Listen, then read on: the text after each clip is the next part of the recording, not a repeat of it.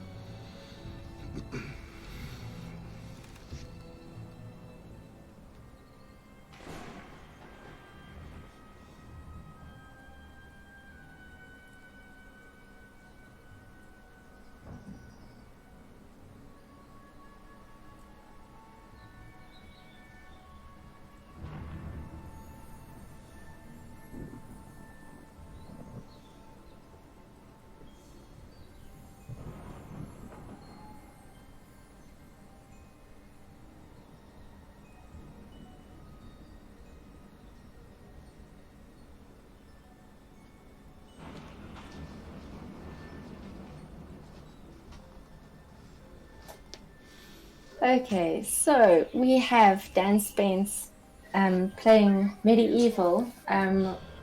Hey Dan, how's it going? Hey Sale, it's all good. How are we all doing today? All good, thanks. How amazing has Thunderthon been? I don't even think we could put it into words how great this whole event's been. Just before we get into this, as some of you guys know already, I'm part of obviously the background team working here. I just want to give a shout out to every single person of the team. The entire tech team, Nico, Chad, Bakuta, and we've got all the hosts as well, Sale. We had Sarah before, who's been an absolutely amazing job. Not that obvious.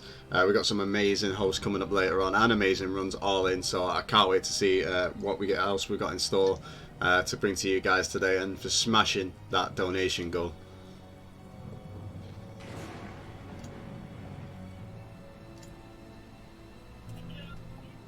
Yeah, it's been absolutely incredible. I see that we have raised over $1,300 for PawsYourGame.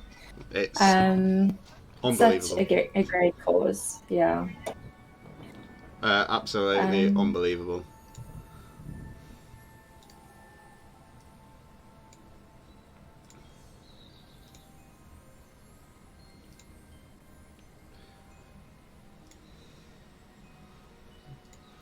Alright, so for those that might not know, I'm just going to introduce a bit of the game. So this is MediEvil. MediEvil, the version we'll be playing is the 2019 remake / remaster that came out exclusively on PlayStation 4. The original game came out in roughly 1998 out of a British studio. I'm very excited to show you this game. We will be running, technically the category is called Good Ending. As part of what would you had two different endings in the original. You had the bad ending and the good ending. The good ending involves you getting all 20 chalices, which means we'll have to be killing near enough 100% of the enemies in every level so we can fill the chalice and then collect it. I'll of course go a bit more over that once we're getting into the run and stuff. Also lets us do the optional levels, and I believe the donation incentive was actually met for for us to fight one of what's considered the hardest boss in the game using only our arm. So again, I'll explain a bit more of that when we get into it, but I'm ready to go. Sail, if you're ready, we'll hop straight in. Yeah, let's go. I'm so excited. Yeah, would you like to give me a countdown and we'll jump straight in? Okay, cool. Ready in 5, 4, 3, 2, 1, go. Alright then, guys, like I said, I'm very excited to show you this game. This game was one of my favourites growing up, and to see it remade in glorious 1080p 4K it's a dream come true, and I'm sure a lot of the guys in the Resurrect Fortescue Discord, who should be dropping in later on, they'll tell you exactly the same thing. So first off, the game is set out in levels. So we're starting off in Dan's Crypt, basically just kind of a tutorial level. We're going to grab our first weapon, the short sword, grab something called a life bottle, which basically gives us extra lives in a way, which you'll see that in the top left corner. So it's a very short level, we're basically in and out. But the story of MediEvil goes that Sir Dan, who we are playing as, was part of the army of Gallowmere, which is the fictional land that we are set in today. He was heralded as a massive hero for defeating the Grand Wizard Zarok. Unfortunately though, what people didn't know is that he actually died at the first charge with the first arrow. He got shot through the eye, which is why my poor boy, he's only got one eye and his other socket is completely empty. So now Zarok's come back and he's resurrected his army, but he's also inadvertently resurrected Dan as well. So now is his chance for redemption. So the first level we've got, technically, is the graveyard. We're going to be attacked by a lot of zombies. We're going to use our charge attack that you can see here. The charge attack deals a significant amount of damage to base enemies. Basically kills the base zombies in one hit. Otherwise we'll be hitting each of them twice. It also gives us a nice spread so we can hit several of them at once. You're going to see us pick a lot of these items up here. These are called runes, so they basically act as like our keys throughout the entire run. So there's about 4 or 5 different types of keys, all with different elements and such on them that are used for different doors. And like I said, we are going for the chalices in every level, so that's why we will be killing most of the enemies, if not all. You'll see there's a little counter in the top right there. Oh. That tells us the percentage how much the chalice is filled from killing enemies. Once that hits 100%, we can then collect the chalice, and that gives us access to a new area called the Hall of Heroes, which is where all the other heroes from the Battle of Gallowmere actually are staying in permanent reincarnation. Once we go to the Hall of Heroes with the chalice, it basically gives us the chance to talk to these people, and they can help us out. They can give us their weapons from it, and they're going to give us a lot of goodies along the way. So we have got our first chalice there. So basically once we've got the chalice, it's just a straight run there to the end.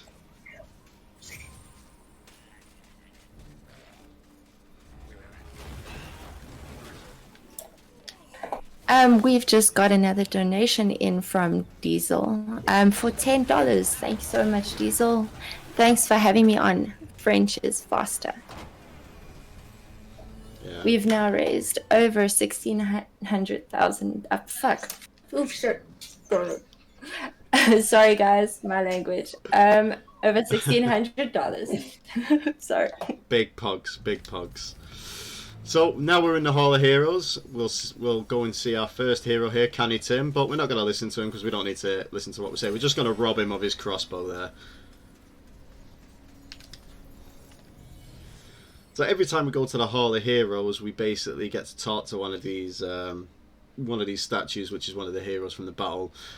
Like I say, the first time we speak to them, we will grab their weapon. But we can speak to them a couple of times after that. Sometimes they'll give us life bottles, other times they'll give us gold, and other times they'll just give us energy vials instead. So we're going to go into Cemetery Hill here. This is our next level. like I say, just basically it's level after level. With us getting all chalices as well, we will do the optional level known as the Ant Caves, which can be a real pain, even just for casual players, because of the layout of it. So instead of using our crossbow here, we are going to switch back to our sword for the base zombies because it is a lot quicker. You're going to see these chests pop up now and again. These chests are actually bombs. So we're going to hit it, and that's going to take all those enemies in that area out and just finish that one off in the corner. We're going to do a little bit of a jump up here on the scenery so we can get across over here. We're going to grab our next weapon, which is the club. The club is going to come in mighty handy. The club deals a considerable amount of damage. We do get something. We do get a hammer later on in the run. However, the club is a lot faster on the swing, so we prefer to use that. They do deal roughly about the same damage, and we can set it on fire, which is going to come in handy for a puzzle that's coming up shortly. We're going to make our way inside this crypt here. We missed him, but that's fine. Light the torch in the middle, and that's going to set all the zombies free, which we're going to take out. Which should... Once we get this one, yep, that should give us the chalice. It won't let me pick it up. There we go. We're also going to get another key item, the Witch's Talisman, and we're going to grab some health for safety. And like with the graveyard level, once we've got the chalice, it's literally just a straight run to the end there. So we skip the cutscene, of course, but Zarok has he's come out to play, and he's given us a little bit of grief. He's summoned two stone golems, which are generating these rocks as we go up the hill. So normally you would have a shield here where you could block these as you're running up, but of course we want to go fast, so we're just going to tank the damage if we take any and get through to the end of the level. Now we're going to do something a little bit different here. It's a new tech. I don't know how long it's actually been done for, but it's something that I'm going to aptly call chalice saving. So we're going to go in and we're going to... Excuse you, Dan, can you please leave? We're going to actually leave the Hall of Heroes without getting anything. Now what this does, it basically saves up our chalice count over the course of the run. So the next time we go in, we can get 2 rewards. The next time after that, we can get 3, and so on and so forth. So it saves a lot of time without having to go to each hero every single time we go into the Hall of Heroes. We can just go at key points during the run and grab every single item. Even the items we don't actually need. So if we're going to get stuff like gold and things like that and we don't need it, we can just trigger it and then leave straight away. So we're coming up to our next level, which is the Hilltop Mausoleum. Very interesting level. We're going to meet a new enemy type, the Imps. There's 2 types of Imps. You'll see these ones here with the fire sticks that will chase us around and try and set us on fire. But there's also one called the Sticky Fingered Imp. I'm just going to take that one out there and get this one as well. So if you see an Imp that has nothing in his hands, he does have the opportunity to steal your weapon.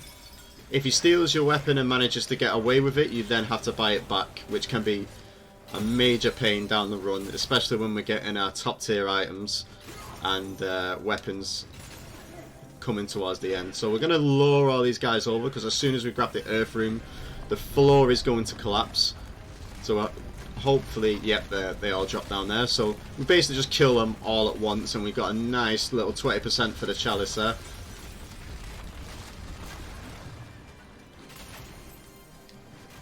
Making our way through. We're going to come across our first sticky imp over here, so for safety we're going to hit him with a crossbow, because we don't want to afford losing our club just yet. So I'm going to take those 2 out there and grab another rune, the moon rune. Speaking of which, shout out to moon runes. And grab the chaos rune as well. So this is going to come in handy. One of us is going to let us solve a puzzle, and the other is going to let us get a key item in order for us to get the chalice. Now we are going to get another club here, so that takes our degradation bar back up to 100% and kill all the enemies on the way back.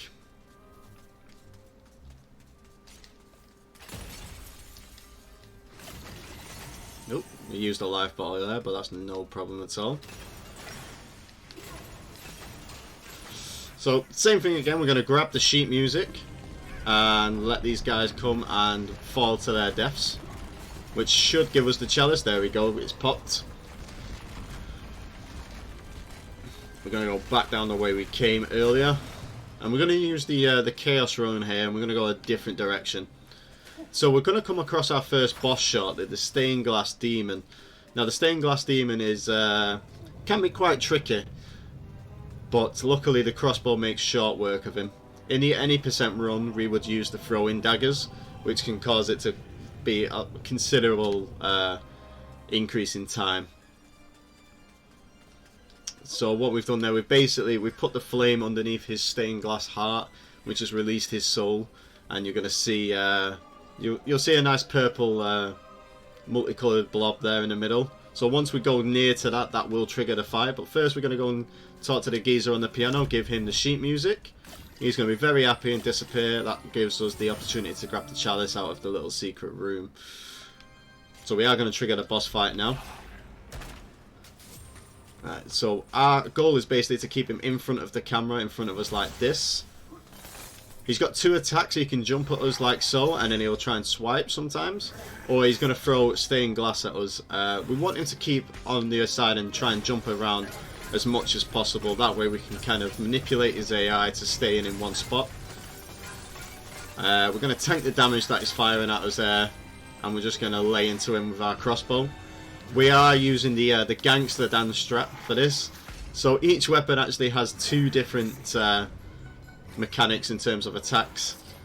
With the crossbow you can either hold it sideways like we have here, or we can hold it just normally. But we always go for the gangster strap. Ooh, that's unfortunate, but he can freeze us in place there on the second phase. Normally we do enough damage to him to kill him before that. We just had the one missed shot there, it must have been. Well, again, not too much of a time loss, so we can just grab the skull key from him here, which is going to open up our next area and bounce. Very same thing again with the Hall of Heroes. We're just going to come in, trigger it so it says that we're here, and then we'll leave again because we don't need to get this reward just yet. Nice. We have another donation from Moby. For $10. Good luck, Dan. Any fun facts or lore you can tell us? Game looks fantastic. GG to the devs. You're the man, Dan. Thank you so much for that donation, Moby, as always. So there is a little bit of a fun fact I can tell you about this game. So more so the original version. So with the original version being done in '98, obviously they were very limited with the technology and stuff at the time. So as you can see, Dan has no lower jaw. So when he speaks, we won't see it through the cutscenes because we're skipping them, but he actually speaks in a muffled voice, as you would expect someone with no lower jaw to sound like. So in order to kind of capture that fully, what the devs in the original, the sound devs actually did, was when the voice actor was in the recording booth, the voice actor himself had a bucket on top of his head, which would then muffle his voice, and that's how they got the original sound for Dan in the original. Which is very interesting to know how they actually overcome that kind of limitation back then. It's really interesting. Alright, so you'll notice this looks very familiar. This level is actually called Return to the Graveyard. We're essentially doing the graveyard level in reverse.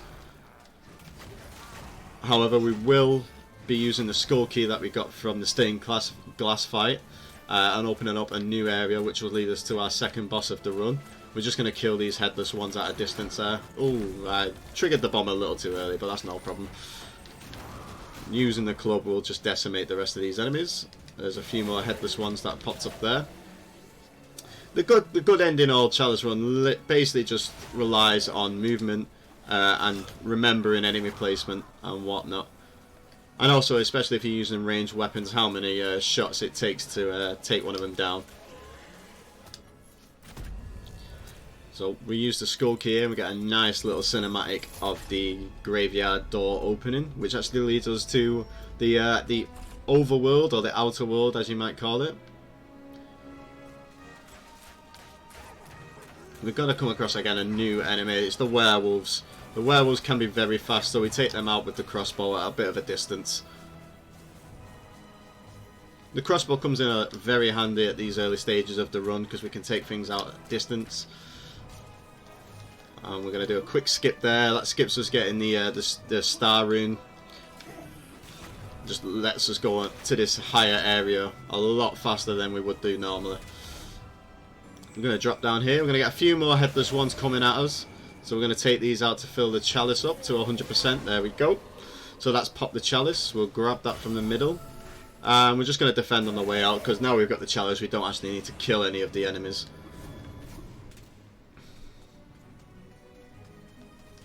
We are going to grab a quick energy vial there just to get a top up. And another stick there, we're just going to jump over it. Normally you would push the blocks off into the water to kind of make a little bit of a bridge. But if you time it right and you get the angle kind of diagonally, you can just kind of jump all the way around the wall. And now it's boss fight number 2, the Guardians of the Graveyard. It can be a bit of a difficult boss. But you see we've got these 2 bigger wolves here. One of them's going to disappear and come at me like so. Once they come back at me and they actually become solid, they are vulnerable to an attack. Whilst they're just kind of prowling around, they are invincible. Oh, that was a good nice triple hit there. So again, we're using the club just to maximise our DPS on this fight, and as soon as one of them goes down, like so, it becomes a one-on-one and they will aggro. So it just basically gives us our time there. We can just wail on them straight away, and there is boss number 2, which also lets us unlock a brand new ability called the Daring Dash, which lets us basically, as you can see there, dash along very quickly.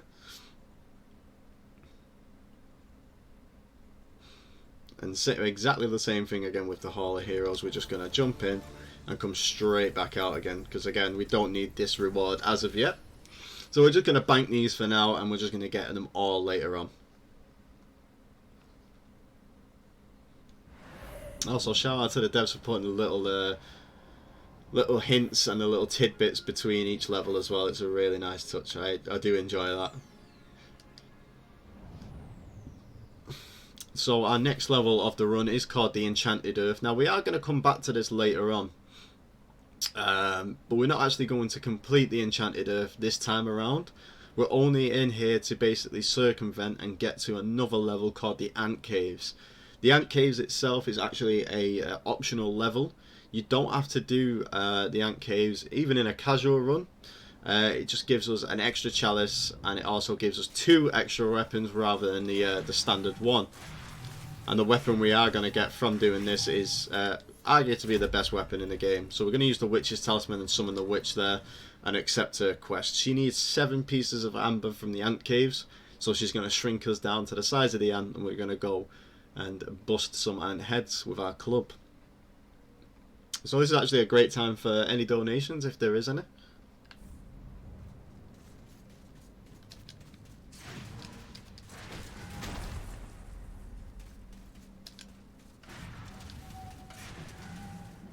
No new donations, but when you do donate, you can choose a target incentive and a poll bid war with your donation.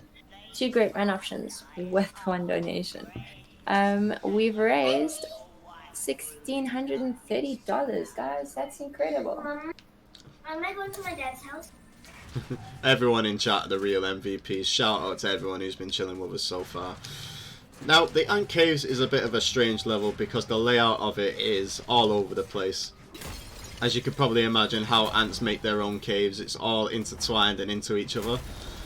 So our goal here, we've got to grab the 7 pieces of amber for the witch, but then we also need to save the 6 fairies that are dotted about the ant caves as well.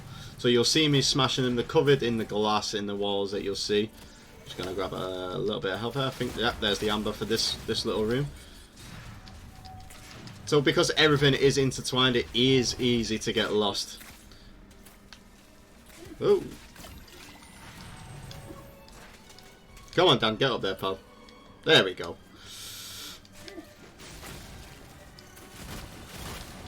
Alright. So we're going to go through this way. So we should be good with our counts. Just in case I do have my, I have a little map cheat sheet for this area, just to make sure that we're going to get the routing down. grab all the items that we need. We are going to get bombarded here by ants in a minute, so if anyone does have a fear of ants, please feel free to look away.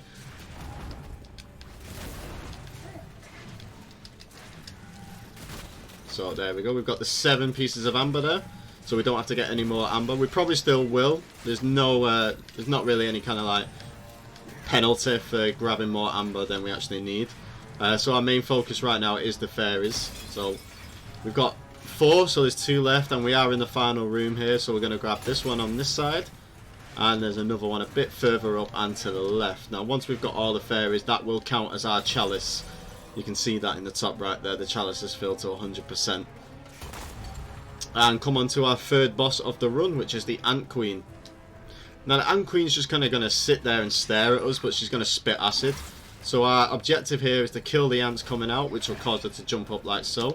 And we're going to wail on her with our club. And that's basically just the entire strat there. Once the ants go down that are coming after us on the ground, that gives us the opportunity. She'll start kind of squealing at us.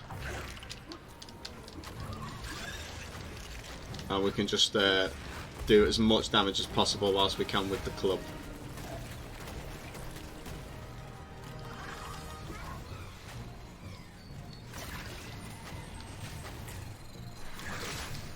This really puts ants in a different perspective. Yeah, seeing them normal sized is it's a bit distressing, really, isn't it?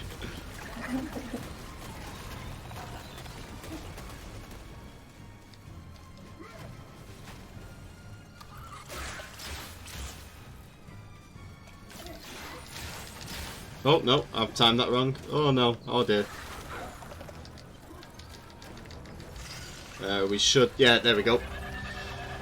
A little bit of a hiccup there near the end, but we managed to bring it back. Also, we can't not talk about the Cockney Fairy. There's another scum for the count. GG, well done. I also forgot we can actually skip that cutscene. Getting too hyped with the Cockney Fairies. Right, so now we've banked enough chalices now, so we're going to get our next main weapon of the run, which is the broadsword. We've also, as you can see there, we've got a new weapon. It's called the chicken drumsticks. The chicken drumsticks are the best weapon in the game, don't at me. The chicken drumsticks, when you throw them at enemies, they literally turns them into a cooked chicken, which you can then pick up and it will restore your health. That's or awesome. you can use, it has a secondary fire on it, which basically, if you press square when you've got it equipped, you can eat the chicken and that will restore your health that way. So, two health restores there for the price of 1. And all you got to do is kill some ants. I mean, what's not to love? Alright, so bit of a run route deviation here. Because we are doing Demonette's arm percent, we have to make sure when we get to that point we have as much health as possible. I would hate to get to that point and unfortunately have to game over at that. So we're going to go back to Dan's Crypt. Now that we've got the Daring Dash, you can basically come back any time from when you pick the club up. Now is the perfect time, because once you do finish Ant Caves, it automatically puts you on Dan's Crypt as your starting spot. And we're going to grab another life bottle just for safety. So that leaves us with 4 at the moment. I believe we get a total of 9 across the whole run, plus our main 300 HP as well. So we have a maximum of 10.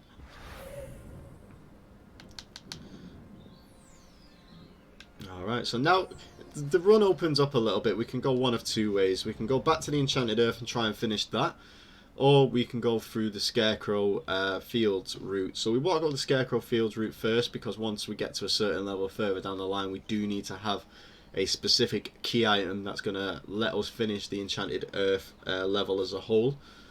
So this this level is very interesting. We're going to get attacked by evil scarecrows and evil farmers. The scarecrows can be a massive pain to deal with. They're highly resilient, which is why we get the chicken drumsticks, because one shot and they go down. And you don't have to hit them with the drumstick. Anywhere near them, it will suffice. And you get some nice chicken sound effects in the background there every time you take one out, so that's always a plus.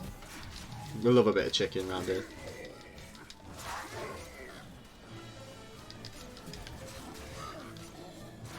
So we're just going to take these farmers out. These will respawn out of the little hay bales you see there. So once we've got quite a few of them taken out, we're going to fight this little mechazoid thing here. So you can see he's very intimidating. We're going to take his head off first. Once that's done, we're going to go behind him, and look at that. We've got a little imp driving him. He's not so frightening now, are you, pal? And we take him out just like that. I'll put the our enchanted broadsword back on so we can kill that farmer. Use the moon rune and we can jump straight in here. We're going to grab an extra club here just to be on the safe side. Now, like I said earlier, the club and the hammer are very similar DPS. However, with the club's technical fire rate, if you can call it that, is a lot faster, so we do opt for that over the hammer. The hammer has a nice area of effect. It's very reminiscent of Thor's hammer, because we can summon lightning with it and whatnot. Okay, that's got rid of that scarecrow. There should be another one around here, so we're going to take him out as well whilst we've got the chance. Cool, cool, cool. And we've got another mech fight coming up, so we're going to do exactly the same again. We're going to put our crossbow on, take the head off, and then we'll take the imp out in behind it. This one's actually going to shoot at us this time rather than just walk slowly. But exactly the same strategy. Take the head off, run to the back. Take the imp out from behind. And grab our rune that he'll drop. So if anyone has ever played MediEvil or know about it, you know you never go into the corn. Because what's in the corn, no one knows. Oh, you're being a bit of a... There we go. So if you actually go into the cornfields here, there is an enemy in there that you can't see. You'll only see his outline. I don't know why he didn't turn to a chicken, but we'll take him out the old-fashioned way. If you go into the cornfields, you'll see an enemy that will follow you around. And if that enemy hits you, it is a one-hit kill. We will lose a life bottle if we go in there, so the best thing we want to do is take our time and not go anywhere near it. We're going to release the Galamir Serpent from the chest that you've just seen. He's actually a friendly little serpent this time around. His brother, on the other hand, ain't too forgiving. So he's actually going to help us out here, so he's going to follow us around a little bit and take out any enemies that we might miss. So we're actually going to go to the end of the level first. I know that seems a bit strange because we've not got our chalice and whatnot. But the chalice in this level is too far away for us to get to normally. We have to basically activate a harvester, which then cuts down the corn. As I said earlier, what if we do go into the corn, we will die. Once the harvester has done its job, we can then safely pass through and grab our chalice. We're also going to grab another life bottle. That comes into play with what I was saying earlier regarding the health management that we need to keep an eye on. And we've got another little scarecrow here, so take him out whilst we've got the chance. Brings us to a nice even 92% on the chalice. 95, and one or two more should fill up the chalice. We're going to take him out, and there's one or two on the way for us to get the actual chalice as well. Normally you would push this hay up here, but you can actually jump across that way instead. Just do a quick daring dash for that jump there. It's a great little addition that they did for the remake. It will actually let you daring dash in midair, which helps with a lot of the clutch jumps that we say. Where's the enemies normally? There is normally an enemy there, but he's disappeared for some reason. So we're going to have to backtrack a little bit, but once he's dead, we can grab the chalice then. And you can see it shining brightly in the distance there. Oh, I'm stuck on a gate.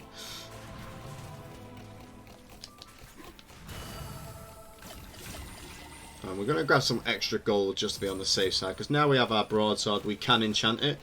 Enchanting it pretty much doubles its damage. It will do the very same or similar damage to the magic sword that we're going to get later on, which is considered the best sword in the game. So until we get that, obviously we want to make sure our DPS is maximized as much as we can. So at every instance we're able to, we're going to enchant our broadsword. You can see it's got a degradation meter on it. As soon as you equip it, the meter will start to go down. So we're currently sitting at a nice 13% there. Usually we could usually get through this level without it hitting 0 and have to use it normally. But we got lucky there. We managed to keep some of the bar.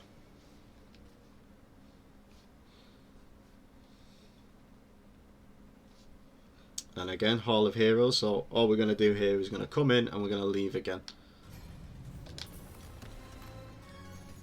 Nice little chalice save there.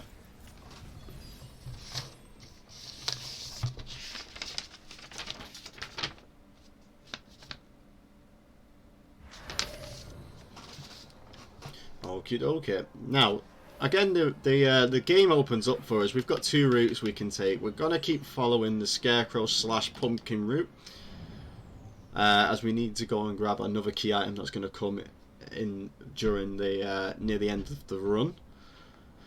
We're going to get attacked by some very nasty and very hostile pumpkins, ladies and gentlemen. I hope you're ready for this. They are out for blood right now. As you can see from the bottom there, they might find us tasty too. I don't know if pumpkins like bones, but we're going to find out.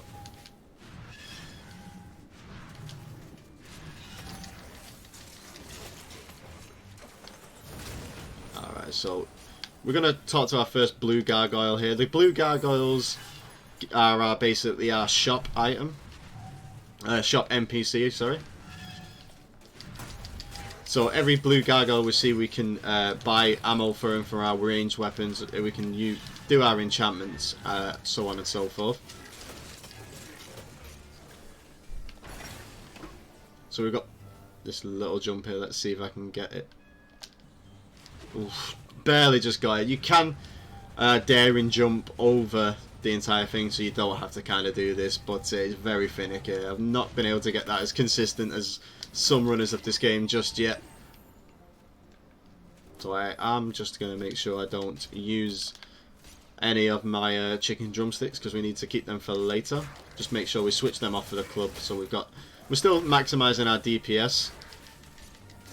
But also, in case the enchantment on the broadsword wears out earlier than intended, we still have a nice weapon there that we can use. And the pumpkins blew us into the water. I thought I could probably get through that a bit quicker, but unfortunately it didn't want to play nice. So we're going to jump on these mushrooms, which are going to extend up into the air as we do so. Do a little bit of a platform in here and go down the side so we can grab our next earth rune. We're going to kill a few more angry pumpkins on the way. We're going to get some that are going to sit in our way on the route up here. So we're going to dare and dash into all of them and just completely obliterate them. Bad pumpkins, stay over there. We're going to take that as a revenge there for knocking me into the water and killing me. And we're going to grab a new shield, the silver shield, which has a lot more durability than the copper one that we had earlier. I believe the copper shield only has 100 points of durability. The silver has 250, and the gold has 500 that we're going to get later on in the run. Now the gold one can be recharged, but the other two we're going to have to find on the way around.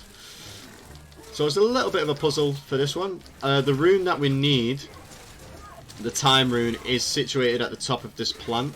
In order to bring it down so we can burst it open and grab the rune, we have to hit the roots that are coming up from the floor. So we're going to run around, and we're also going to kill all the pumpkins that pop up as well, just so we can fill the chalice and mitigate as much damage on us as we can. So I am going to swap back to my club there, because our degradation on the broadsword there is just dropped below 30%, and we need to keep that for the upcoming fights here.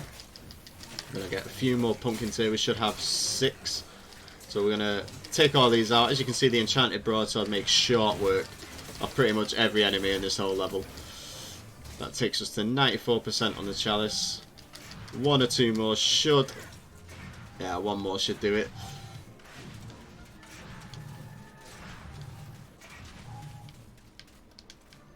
Alright, so there is normally another enemy that's supposed to spawn there. Let's just go grab the health while we've got it.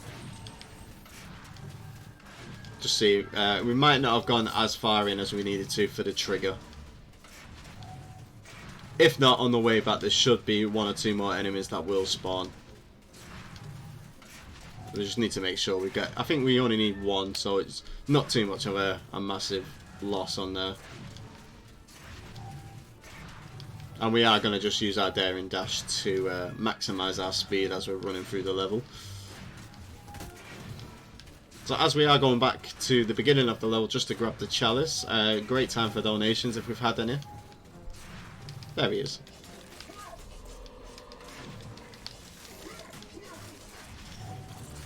No donations yet, but we are working on an incredible incentive for Alien Isolation.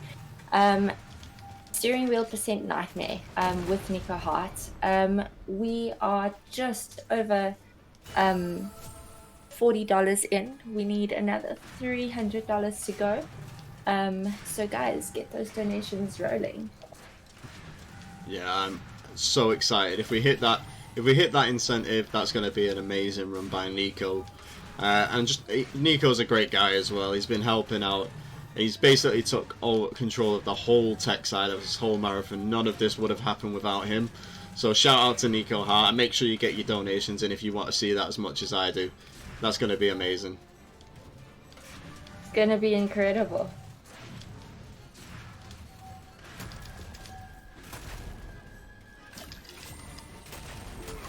Oh, I'm stuck. There we go. Stuck between a rock and a hard place. Haha. I'll take my coat and leave in a minute. We'll get the run finished first, eh? Alright then, so, yep, same thing again. Hall of Heroes, we're going to bank our chalice. We don't actually need to grab anything from this one. We don't actually have to grab anything for another few. So we're just going to bank them all and get all of our rewards in one later.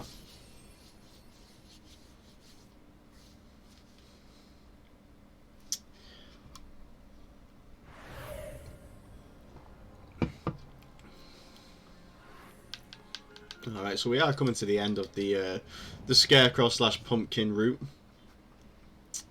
I've just realised I haven't enchanted my broadsword, so this is going to be interesting. It shouldn't take too much of a difference on time. The enchanted broadsword, of course, is going to be the strongest weapon we've got so far. But we can also maximise DPS using the club as well.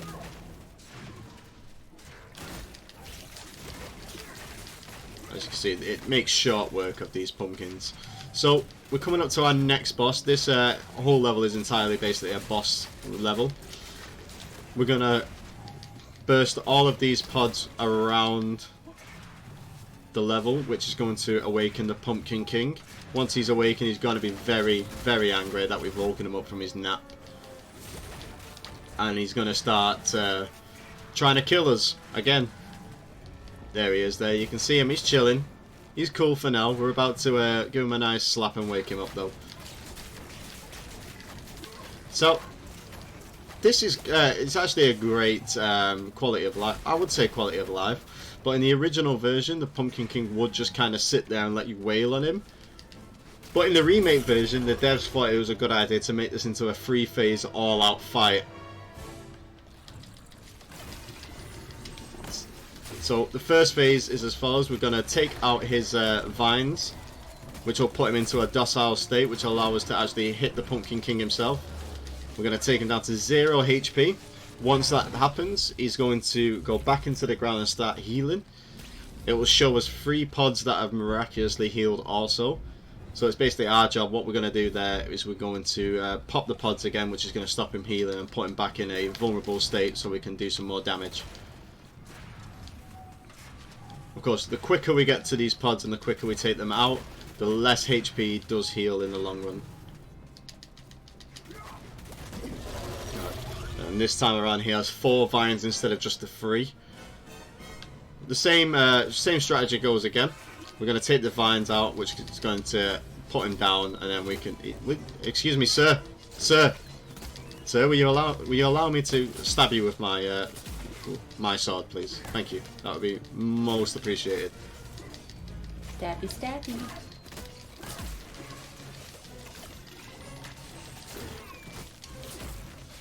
There we go. So there's phase 2 is down and sorted. The 3 pods that it's going to show us this time are basically just the other 3 pods that weren't activated in phase 1. So if you already know where all the pods are, which we should do with us taking them out to activate the boss fight, it's very easy to get round to taking them out once again, just so we can put them in phase 3. Oh, our club's broke.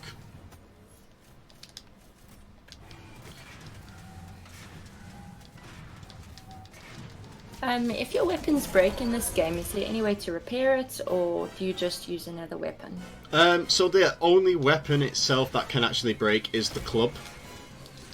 We have others with limited ammunition, such as like the crossbow, the longbow, and lightning bolts and whatnot. But the club is the only one with a degradation bar, and the enchantment on the broadsword as well. So once it runs out, you can pick another club up, but you can't buy a club. But you can, for example, re-enchant certain items and buy ammunition from the blue gargoyles from around the game. And there we go, we've taken them out, and that's a very lovely animation of... kind of looks like a burger. But not a juicy burger, more like a burger that's just kind of been sat there for a good few hours in the sun. That's nasty. Yep.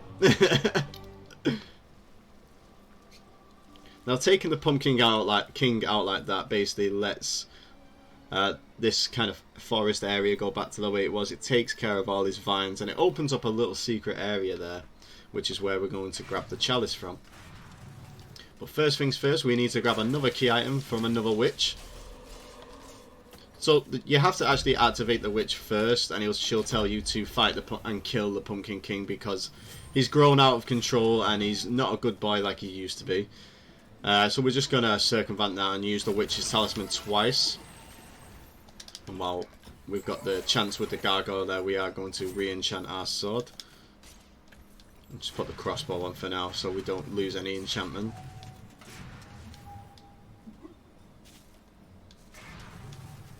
The key item we did just get there is something called the Dragon Gem. Now we need 2 of these Dragon Gems. So we've only got the 1 so far. We will get another one after a level called Into the Asylum. Once we've got the 2 Dragon Gems, that will get us another key item down the road called the Dragon Armor. But of course, once we get to that, I'll speak a little bit more on that. And we're just going to bank this chalice once again. Okay, cool. Would now be a good time for me to talk about Pause Your Game? Yeah, 100%. Go for it. Awesome, thank you.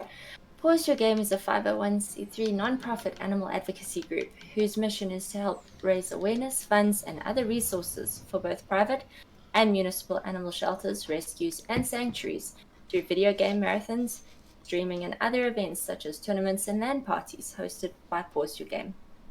Roughly 8 million animals enter American animal shelters per year, and 1.5 million of those animals are killed. By working together, we can take a stand against kill shelters and give our furry friends a second chance of finding a forever home and receiving the care they need. It really is an amazing charity. PawsYourGame does some amazing work for our furry friends out there, so please, please, please donate if you are able to. Alright, now we've got a little bit of a special level. The enemies in this level aren't actually enemies. They are possessed humans, which we don't actually want to kill. You might have seen it at the start of the level there, but we actually start off with a high amount in the chalice. The high amount in the chalice are these human enemies. We don't want to kill them. If we kill them, the chalice actually decreases. But what we can do, we can dare and dash into them, which will then eventually stun them for a little bit. So we don't have to worry too much about them. It's only one of 2 levels where to fill the chalice you don't have to kill every enemy. Or most enemies for that matter.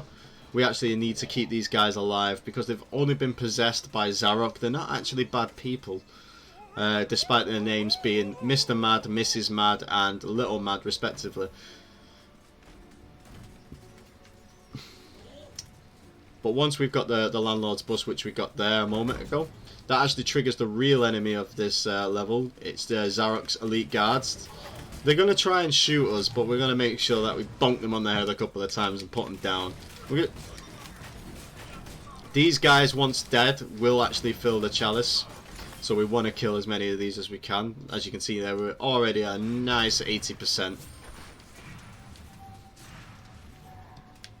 And we've got our key items for this level, which is the Landlord's Bust.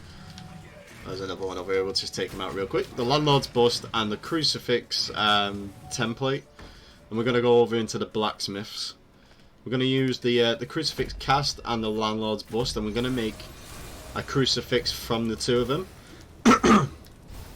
This basically, it acts as a special key for the church across the way there, which opens up a secret area which gives us the safe key that the mayor has hidden away for safekeeping, because he has a very dangerous artifact in his safe and he doesn't want anyone to get a hold of it. Unfortunately for him, his safety protocols aren't the best because, you know, a half decomposing skeleton with 1 eye and no muscle, so we can assume he hasn't got a brain, can figure out how to not only make a crucifix but also use it to gain entry to his little secret area. So Galamir, I think you need a new mare.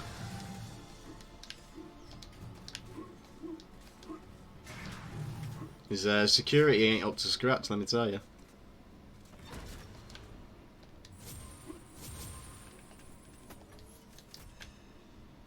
And there we go. So we've got the Shadow Artifact. The Shadow Artifact is going to come into play a little bit later on when we come back to the Enchanted Earth level.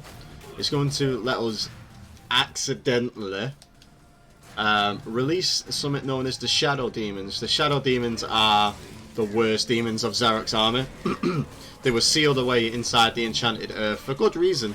Unfortunately for us to finish the Enchanted Earth level and actually carry on with our adventure, we have to let them out. Otherwise we can't carry on. I'm getting... Oh, that's a very bright light from the chalice there. Don't walk into the light, Dan. I know you've been dead already, but we kind of need you here, buddy. Stay away from the light. Don't do it.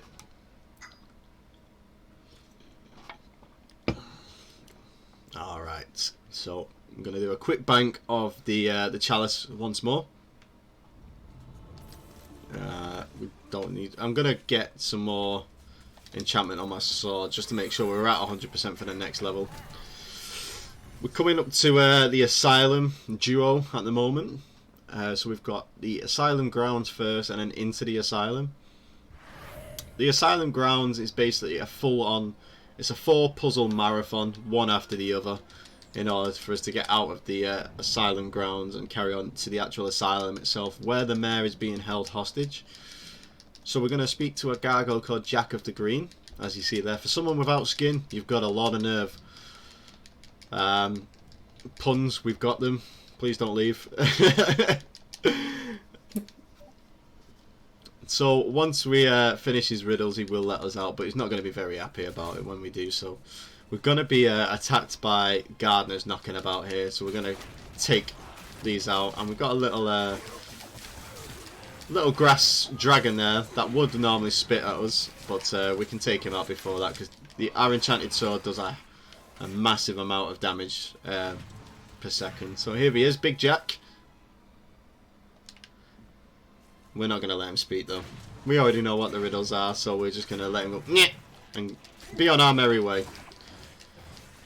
So as I said, he's going to give us 4 riddles, the answers of which are found throughout the asylum grounds. The first one, the answer is the stars that we'll see knocking around. So our objective is to go around and hit all of the stars throughout the different areas. And you'll see there, I hit that one and it tells us how many we've got left. So there's 1 found, 4 remaining. I don't actually remember what the riddle is fully off the top of my head.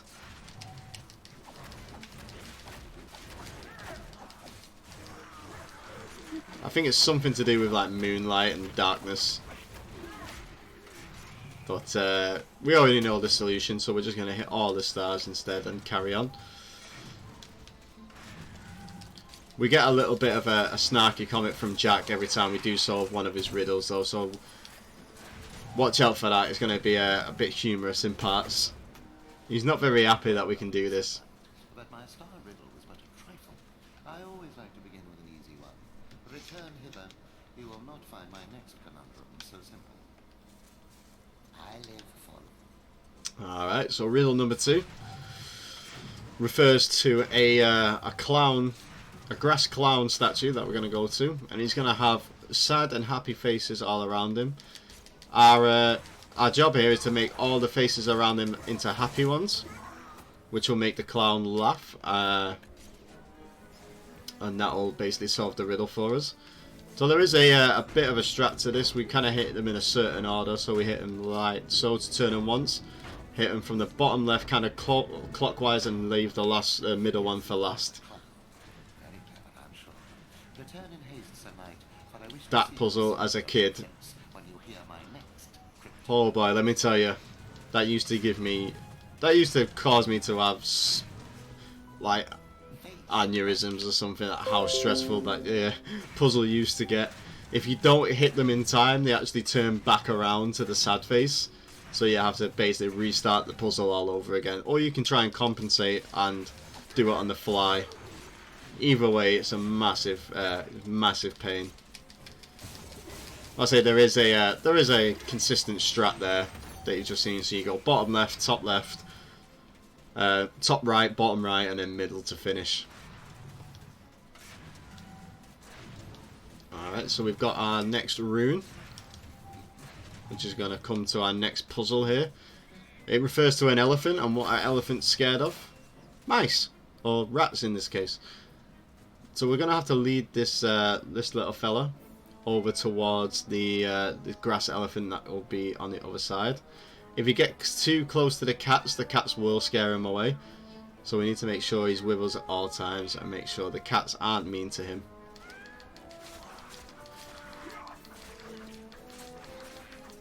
And for some reason these grounds have a lot of cats in them.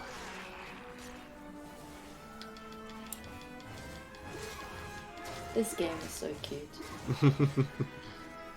It's a very, very good game. And a fun fact about these cats, they were actually modelled after one of the art director's cats themselves.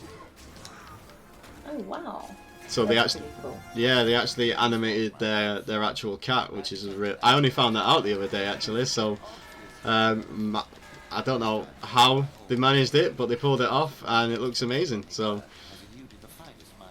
in the original, again limited by the technology, it kind of just looked like a black spot. You kind of assume they were cats, given with what you knew. You know, you have a mouse following you, and they get scared if it gets too close. So I tolerate them. but for them to actually animate one of the developers' cats is a really nice touch. I really quite enjoyed learning about that.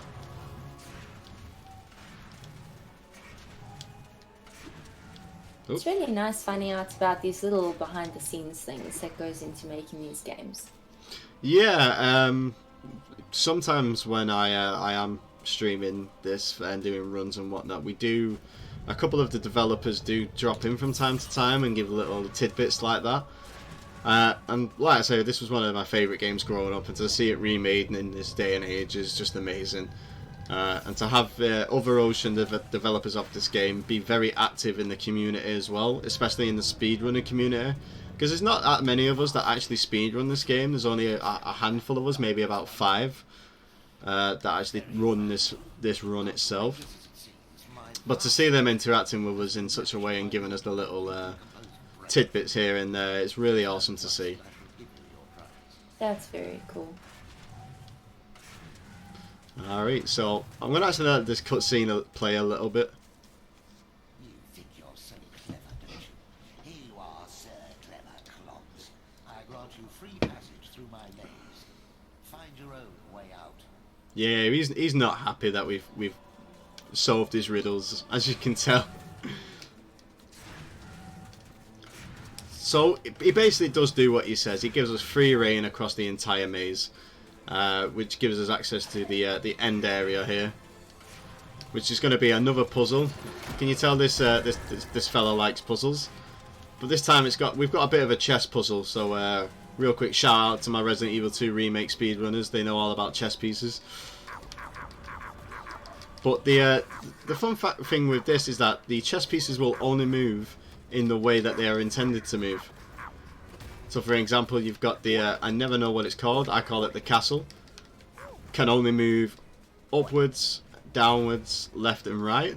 You've got the queen and the king, which can move any space, but only once. And then the bishop, which can move only diagonally, but they will only move in their specified order as such. And there we go. Oh, we've got them the wrong way around, but that's fine. We can just get a quick switch on them. And grab some energy vials for a bit of a top up before we jump into the asylum. The most stressful level of the run, especially if you're doing an arm only % run, which I found out the hard way. Shout out to the Resurrect Fortescue guys. I don't know if any of them are in the chat. I can't actually see the chat at the moment, unfortunately. But they know the pain that came from that. So I am trying for the world record of using only your arm to complete the entire game, which isn't really feasible in the remake, but it is entirely possible in the original, because we do skip a lot of the levels using something called a level loop. Our last run that we did, we got to this level in particular, where we essentially, it's essentially a gauntlet of enemies. We have to kill probably about 120 enemies in a row, without dying as well, otherwise we have to start from the very beginning of the level. And trying to do that with only the arm, which does very minimal damage, which we'll find out also later when it comes into play. It's not nice.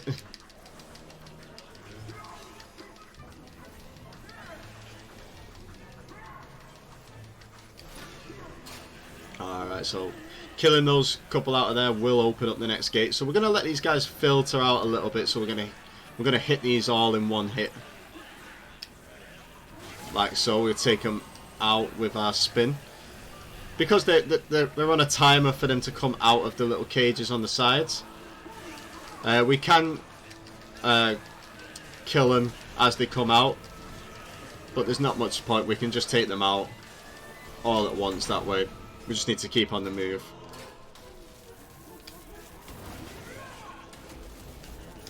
Oh, that was a nice triple, that actually. And basically every room is the same. You're going to get waves of enemies coming at you from different directions. Sometimes, most of them will be the common zombie types that we've seen from the start of the game. But we are going to get headless zombies, and we're also going to get a new enemy type called the Maniacs, which are exclusive to this level, with it being inside an asylum. They have very interesting voice lines.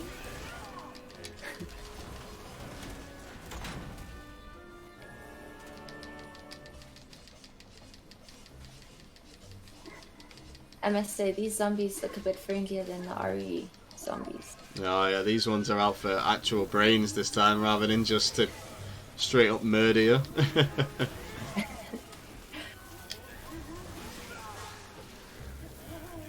I really do enjoy the art style of this game as a whole.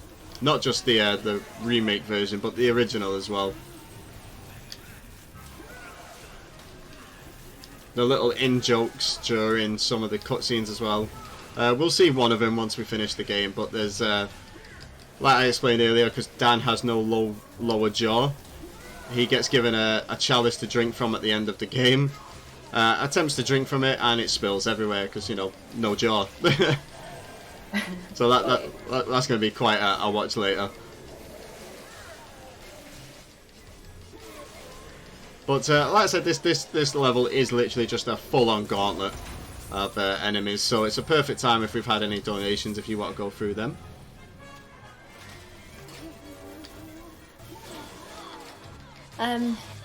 No donations? Oh, wait, sorry. Moby, thank you so much for the $5 donation. Well done, Dan. Really enjoying the run so far.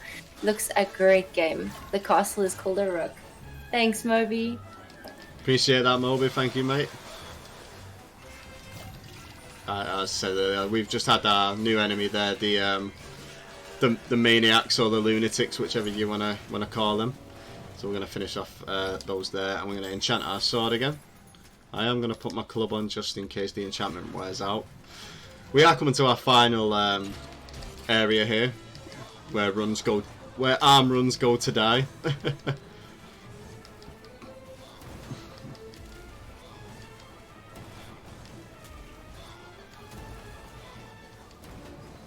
The maniacs have a nice ragdoll effect on them when they actually get swiped away with the broadsword like that.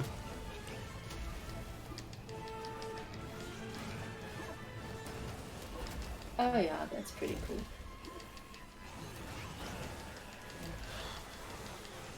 So we're going to get a lot of enemies pile out here, but we've got a bomb over this side that we can use to take the majority of them out. And oh no, there's one left, little straggler. And that's that last little area finished, and that was into the asylum, completely done. I say it's very unforgiving if you're trying to do a challenge run or a category extension on there. We're going to save the mayor who we've just let out of his cell, and grab our second dragon gem. Like I say, that's going to come in handy very much later in the run. I'm also going to use this health pool, which I don't do normally, because we met our donation incentive for Demonette's arm percent. As you can tell by my face, I'm really looking forward to that. So, arm percent, basically, I'll explain a little bit about it. Because Dan is a skeleton, he can pull his arm off and use it as a weapon. It's both a ranged weapon and a close quarters weapon. But using the arm means we can't use any shields. We can't use a lot of other things that'll basically give us a lot, you know, just a lot more variation within these boss fights. For example, we're just going to get something called the Flaming Longbow here, which is the best weapon for the Demonette's fight. But because of your guys' generous, very generous donations, I'm afraid we won't be able to see it. It feels bad, man. But this is what we came here to do. We're here to raise money, and you guys have absolutely smashed that out of the park. So I'm very happy to showcase this little tidbit for everybody. Thanks to everyone who's donated to PawsYourGame. It's really such a great cause. That's right, like I said before, everybody in chat who has been donating are the real MVPs of this marathon. Without you guys, there'd be no place for people like us. So thank you all so very much.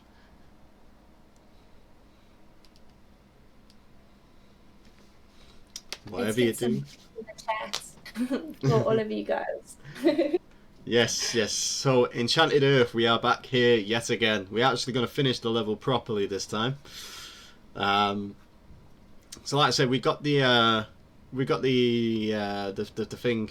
the thing, didn't we? The Shadow Amulet. No, what am I saying? The Shadow Artifact. That's the one. I can English, I assure you. It's very early this morning. Which will allow us to basically open up the Shadow Demon's little temple. We'll have to solve a quick puzzle, but then we'll also accidentally release them, which is why we've enchanted our broadsword again, because we're going to need to use that to take the Shadow Demons out. It also activates the Demonettes, which is the boss for this level.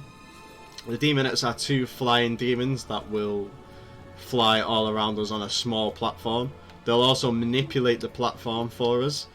That will cause it to tilt and shake, which will... They'll try and basically knock us off it, and if we do get knocked off, it is a full life bottle lost. which is why we grabbed the extra one in Dan's crypt earlier on in the run.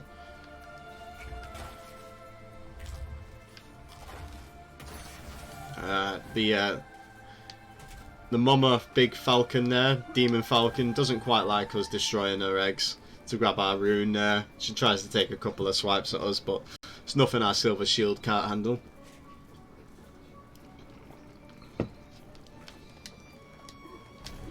And shout out to no fall damage. It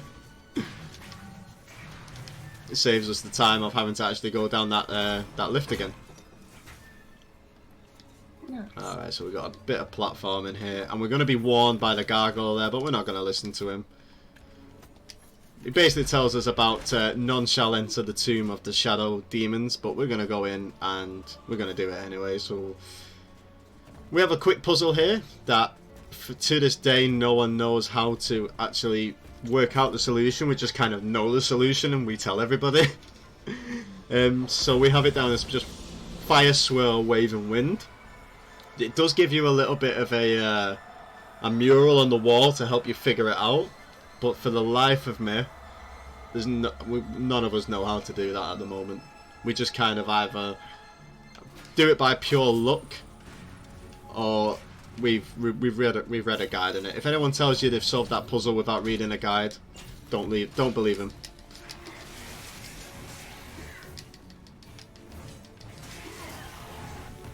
Alright, so we got the shadow demons coming after us now, so we're gonna take these guys out. Hopefully pretty sharpishly so we don't lose too much health. Of course we want to maximise all our health that we can.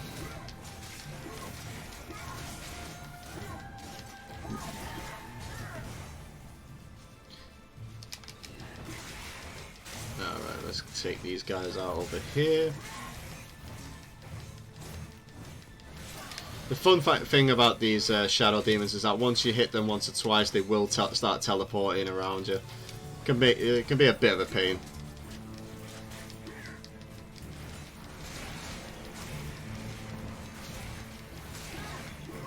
Alright, I've just noticed we are one life bottle short. So for the sake of marathon luck and my luck as a whole, we are going to go and get this life energy over here. So I need to find my arm. There it is.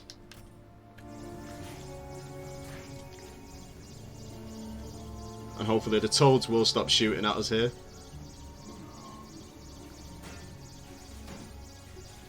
Excuse me, sir. I know I'm trespassing in your swamp at the moment, but that does not give you the right to shoot me. Alright, so I'm just gonna, before we use this, I'm just gonna give a little bit of a fun animation here. So when we use our arm, we get a nice little pop there like that. So like I say, we can use it as a melee weapon or we can use it as a ranged weapon. We're going to be using it as a ranged one for this incentive.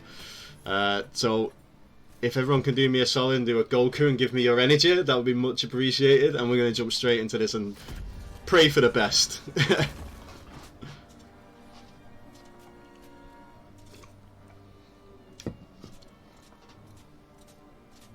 Alright, here we go. So we got two of them, we got a red one and we got a blue one.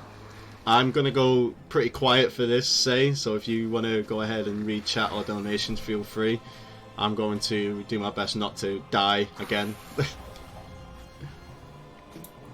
Thanks, Dan.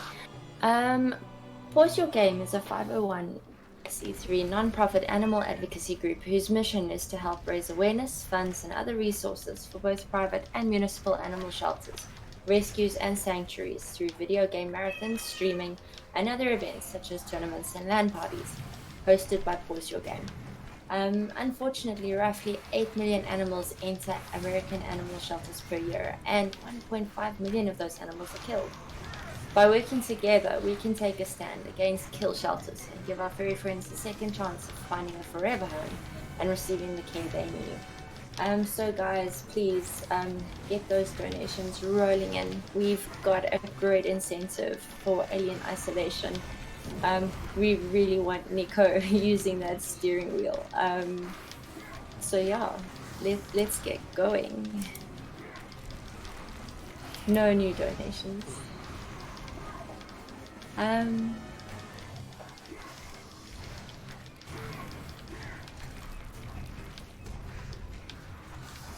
Oh, you guys are hearing my cat meowing. Yeah. I thought I was have a going house of crazy. cats, yeah.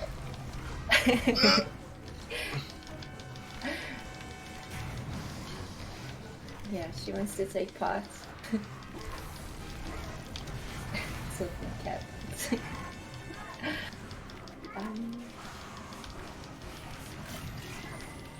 So guys, let's get some hype in the chat for Dan. He's doing such a great job. And this is such an incredible game. I'm really enjoying it.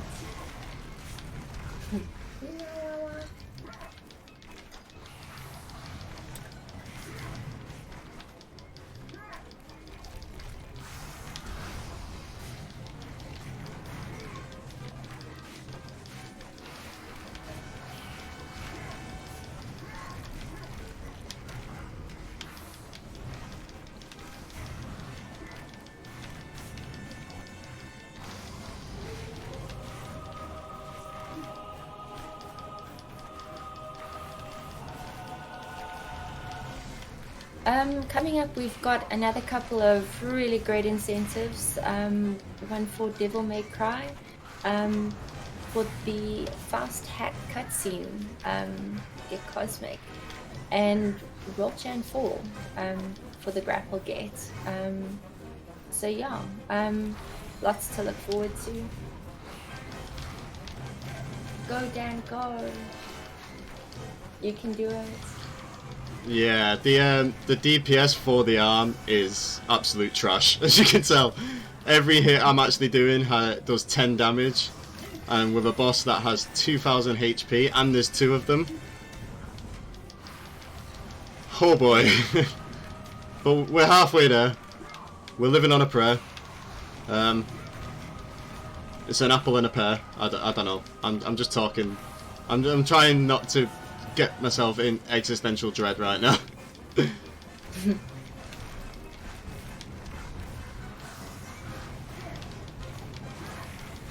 So funny, busy flinging your arm around. I know. Can we give the man a hand? Wait. Moby says concentrate, Dan. I know. Yeah. Right. Sorry, Moby. Apologies. You can do it. Dumpy says use the force.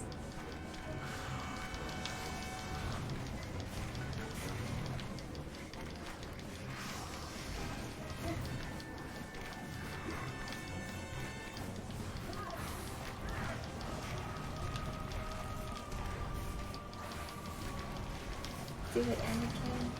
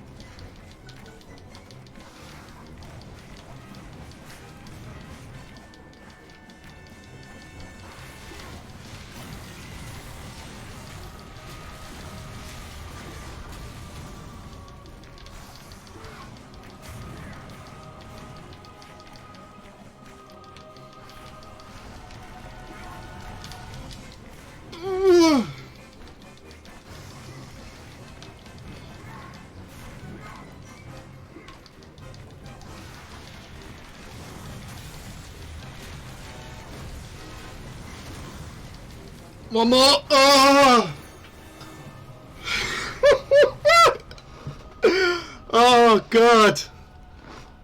Oh my god. That was clutch. That was clutch. Oh, I'm getting all the health.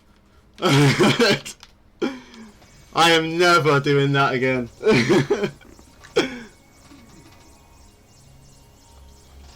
Oh dear lord. Nice, that was close. That was I could have died there. I nearly fell off. That was clutch. Let's get some GGs in chat.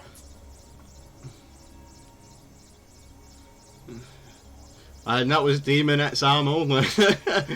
Is this a good time to tell you all that I've only ever actually done that once before? And not in a run, just casually? Is this a bad time to mention that? Probably a bad time to mention that, really, isn't it? Oh. Right then. Let's continue on, shall we? What do we want? Let's get our axe on. For now. So, Demonettes are finished. We've got the star room, which lets us exit the level. So our objective now is to grab the chalice and leave. Like I say, normally you would use the flaming longbow for that fight. The flaming longbow, it does consistent damage because it does set them on fire, and it does a lot more damage than the arm does. Let's just put it that way. So the fight is significantly shorter. But you know, this is what you guys wanted, so we got it. And we managed to do it with probably about 40 HP remaining. So that's what we do. This is how we do it.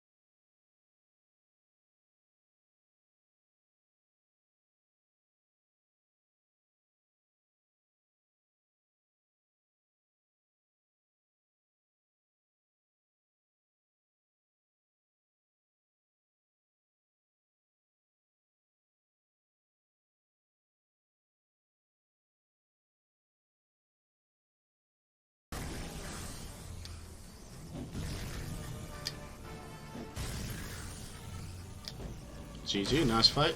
I mean, I'm going to grab that energy vial there just so we're at full cap, just to be on the safe side.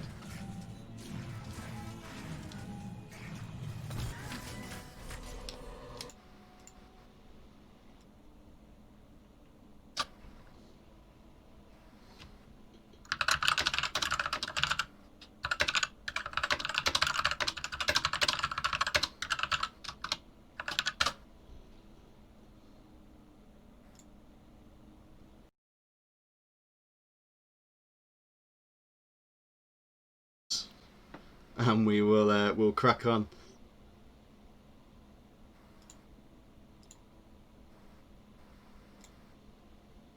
We'll crack on.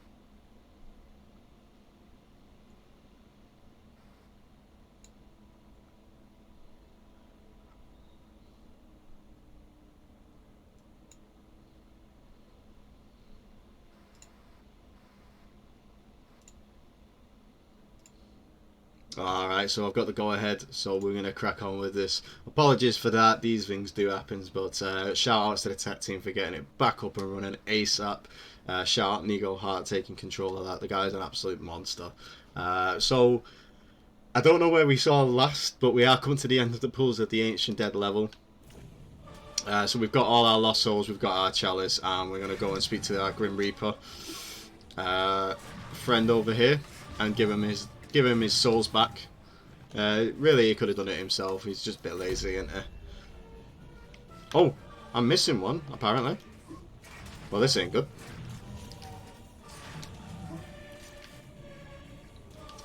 Well then. Ah, I see him. There he is. Little helmet, all on his own, just chilling. At least it wasn't too far away, it's an easy fix.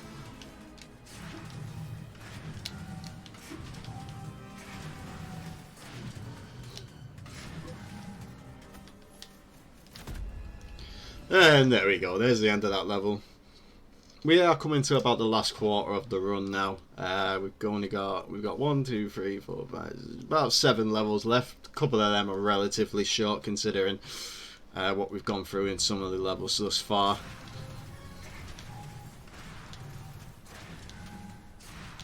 So we're gonna get some gold from the Axeman when we find him.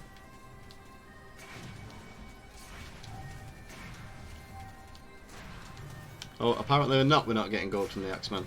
Huh. We must have already got that. Ah, no, we are. Yeah, no, I'm one behind on my notes. Apologies. So we get the gold shield first, then we're going to get gold, and then we're going to get magic sword. I'm going to let this run for a little bit, more so for Chad, so showing what a Liverpudlian accent actually is.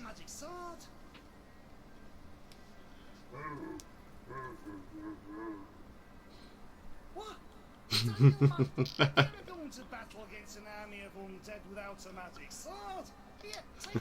There we go. So we got our magic sword now, which is what we're going to be using for the majority of the rest of the run. But I thoroughly enjoy his little voice lines there. You can't go into battle without a magic sword, Daniel. As you can tell, my accents aren't on point as much as someone like Chad's might be.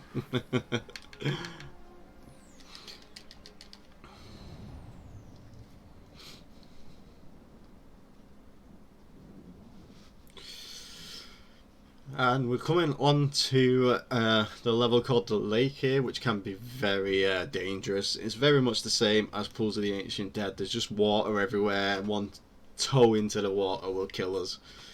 So we need to make sure that we're on top at all times. We are going to pull out our favourite weapon again. The best weapon, the chicken drumsticks. The enemies in this level can be really peculiar. If you hit them, they can kind of go back into their shell. And if they're in their shell, they're invulnerable. So we use the chicken drumsticks, so basically give them a one-hit kill on them. So hopefully we can get all 3 of these together. There we go. I'm going to get some health from them as well. I'm just throwing chicken drumsticks everywhere. You love to see it. There we go. So these eyes that you see me getting spotted by here, these actually trigger the enemies to pop up from the waters. So we want to actually get seen by them. And once we are seen by them, once the enemy pops out, they go inactive after that, so we don't need to worry about them. You can kill them, the little eyes, first before they trigger the enemies, but then we won't be able to get the chalice, so we want as many enemies as possible.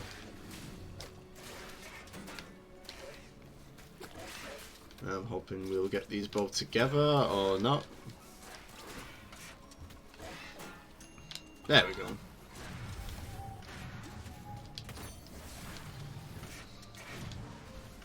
We're also going to get those blue eyes they're knocking about that are going to fire at us too.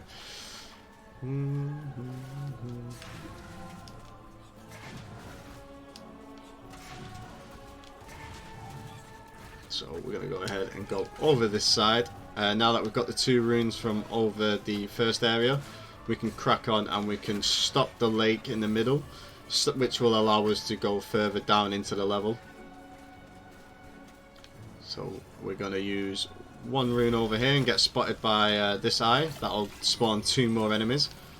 I'm going to take them out with the drumsticks, get some more health from that. We'll grab another rune over here, which is our final rune, the time rune, which will let us to do these 3 little machines around the lake, which will stop the whirlpool in the middle of the level, which will allow us to travel down it. Oh, I nearly fell off then.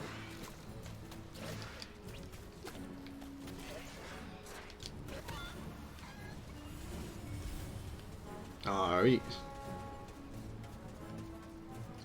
There's another enemy there, so we're just going to get rid of him whilst we got the chance.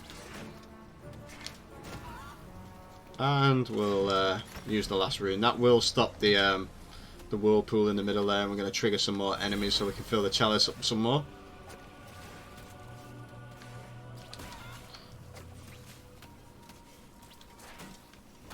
And that'll do it for the enemies up this side. So we're at about 76% there, which is pretty well. You always want to be around 70 to 75% going down into this section, because there's not a lot of enemies from this point forward. So the more we can take out at the beginning using those eyes to summon more enemies, the better.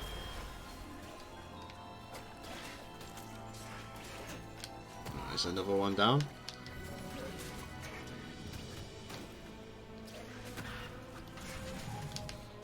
Nice, sitting at a nice 85% here. We're going to grab our star rune and summon some more enemies using this eye here. This should be the last few that we need.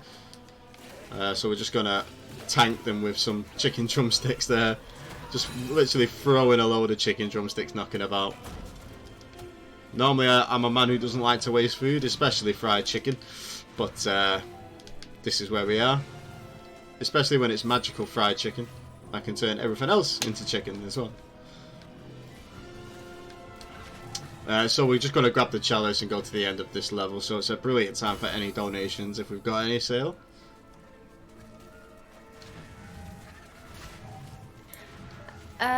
No donations for now. I just wanted to give a shout out to everyone behind the scenes. They've been absolutely incredible. And yeah, all our runners as well. It's been amazing. And thanks to all of you for being here. I will second that notion as well. The team we've got working for Thunderthon, all the runners that are participating over the course of the weekend, and of course all you guys as well. We wouldn't be able to do this without any of you, so just give yourselves a massive round of applause virtually. You guys are the reason we do these kind of things.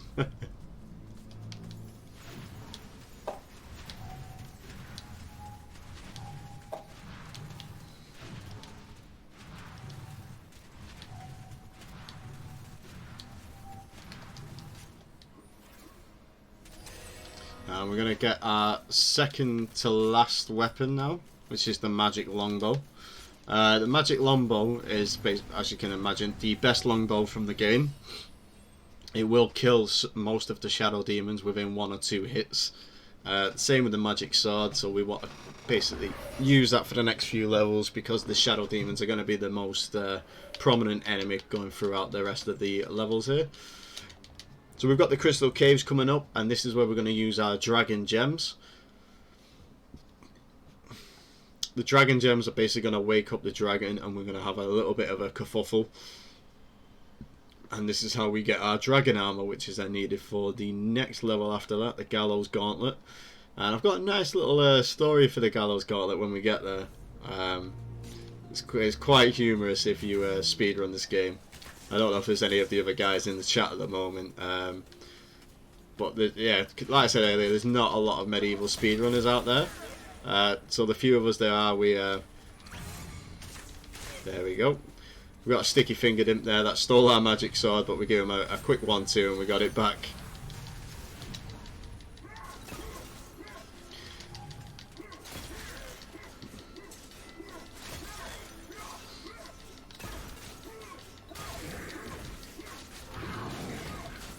So we take out these Minotaur enemies there, and we're going to get ourselves a bit of a heal up. Take that imp out before he gets to us. we should be good on the health there. If we need to, we can come back to it.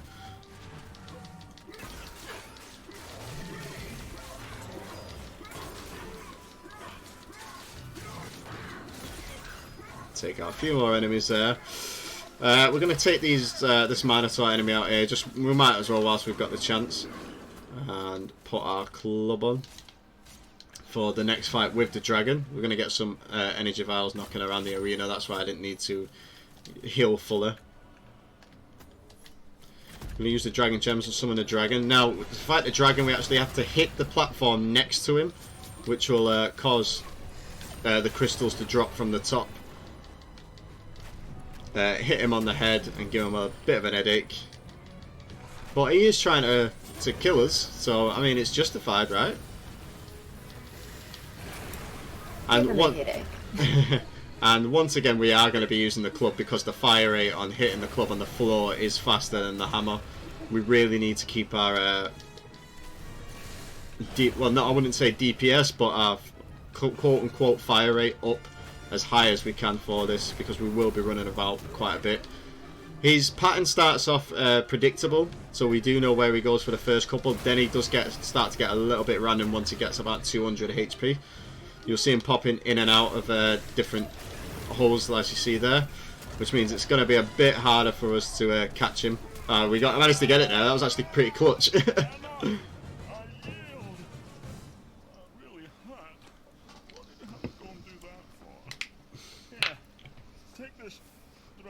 Potion and leave me alone. Drink it when you need it. It gives you armor that is impervious to heat. Plus it lets you breathe fire. Now go away. And then after giving the dragon a headache, he makes you feel bad for him. Sorry, dragon. But I mean, you attack first, so really it's on you, pal. But now we do have our dragon armor, which we will be sporting in a couple of the next upcoming levels. The dragon armor, like it says, it makes us impervious to heat, so we won't take damage from heat or be set on fire. It lets us breathe fire as well, but we don't really use the attacking aspect of it much, only for one boss fight, and after that it's pretty much null and void after that. The magic sword is our go-to weapon for the rest of the run for the majority. Whereas the dragon armor is more for kind of like puzzle solutions and strategies for one of the bosses later down the line. So this is where it can get a bit clutchy because of the way the game's set out. So you can actually fall off from here. I've done it way too many times to count. He's nicked my bloody sword again. I'll take that back, thank you. That's why you gotta watch out for those sticky fingers. They will nick your magic sword and they won't say please.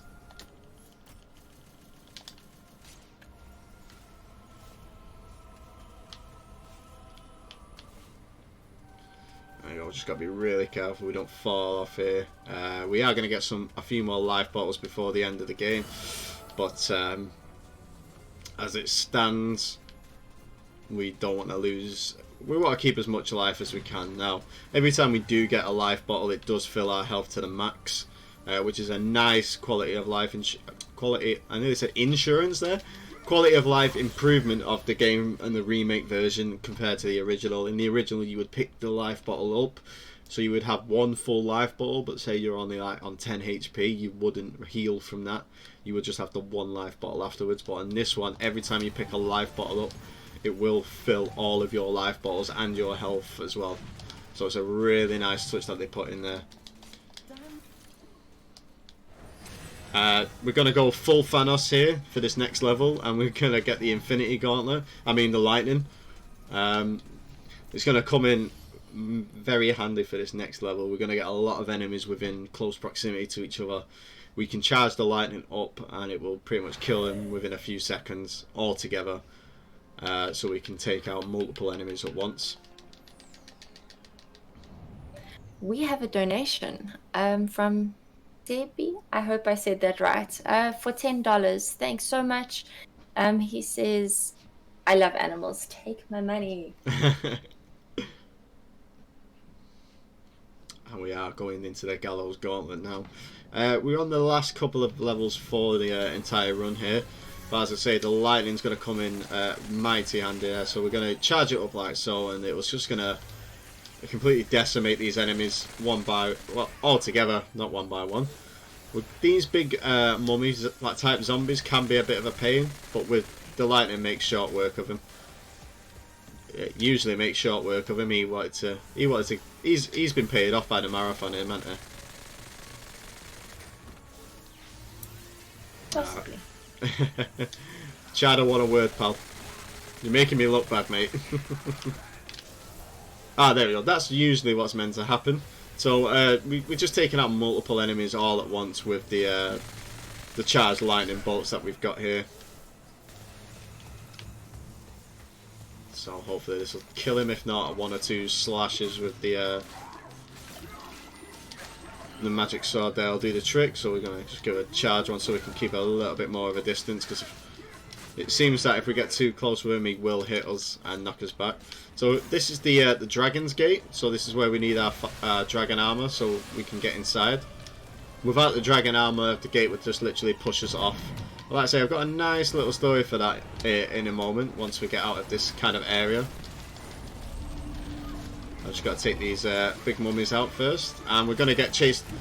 So we had the nice serpent before. This time around we've got his brother, who really doesn't like being waken up. He really does not like us whatsoever. So we are going to slash at him when he comes by, so we'll hopefully push him away, and he should stop chasing us. So that dragon gate there, let me talk to you all for that for a second.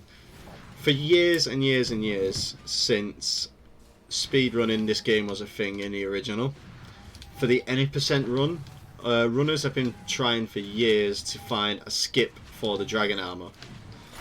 No such skip has been found as of yet, up to as that I'm led to believe. And then came the remake. The remake came out, and guess what speedrunners found? We found a skip for dragon armor. So you don't have to get dragon armor, you can skip the dragon gate and go all the way to the end of the game without... You're basically cutting out half of the entire game for the any percent run. It cuts it down from just over an hour on the any percent to about 40 minutes. It really is madness.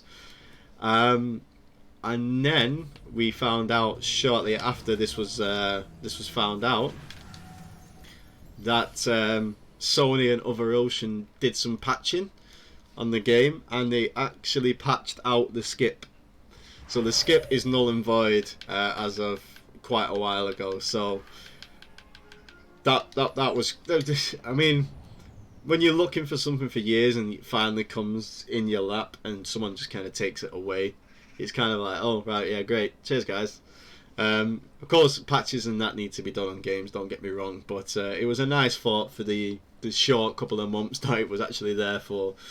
And I think people are still working on trying to skip that Dragon Gate as I speak for the remake. I believe Crash, one of the other runners, shout out to Crash, he's working on some strategies at the moment with Noob Killer Roof, who holds the any percent world record in the original. I think he finishes in like 35 minutes. It's absolutely amazing. Come on, chicken RNG. So we're at the haunted ruins here, which is the ruins of Gallamere Castle. To get in there, we need to get rid of all this corn, which is why we need the chickens to peck away at it. So hopefully we'll get all of the chickens going for it there. Yep, we got all 7. Now once the corn is put away, hey, where are you going, pal? The switch will depress, which lowers the drawbridge, and we can continue on. I will put my magic longbow on there as well. Or I won't put the magic longbow on. There we go.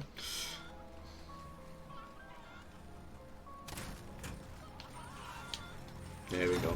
So we want, like I say, I call it chicken RNG. I don't even know if there is RNG there. You kind of have to run at the chickens to push them in such a way that they go to that furthest away corn pile and not to the other ones. So this is another one similar to the Sleeping Village, where we actually have to save people rather than just kill the enemies. So you see these 3 guys here. Had I not killed the The Shadow Demons, they would have hit the switch over on the side, which would drop them onto the flames, which would then kill them, and we would lose roughly about 16% of the chalice. So we want to use the club and take those out first, and then we can let them free, and they'll run away to live another day. I'm going to go through and kill some more Shadow Demons whilst we're at it. We are going to get a little small cutscene here. Basically, if you save them, they do give you some gold. But at this moment in time, we don't actually need any gold for the run. So we're just going to leave them there to live another day. And we're going to crack on. So our objective here is to find the crown of the king, which will let us summon his ghost. And he's going to tell us that we're going to need to blow up the castle because the Shadow Demons have invaded and taken over it. And as you can imagine, the king's not too happy about that. So instead of trying to fight them all at once, the king says, nah, blow it up. It's fine, just blow it up. So we're going to find his crown first and summon his ghost. I'm going to put the dragon armor on there just so it's we're invulnerable to that fire. And fall down into the catacombs, which is where we're going to find his crown. Got a few more Shadow Demons knocking about down here. So we're going to take these out swiftly with our magic longbow. Very, very great weapon to use at this late stage, especially with the Shadow Demons. The Shadow Demons are probably the toughest enemies, one of the toughest enemies in the game. So if you don't, for instance, have like the magic sword, magic longbow, things like that, it can be a lot more difficult on a casual playthrough, and it's even more so on a speed run like this. Although with the amount of healing that we have for marathon, look, it's I wouldn't imagine it's that much of a speed run at the moment, but we're getting there.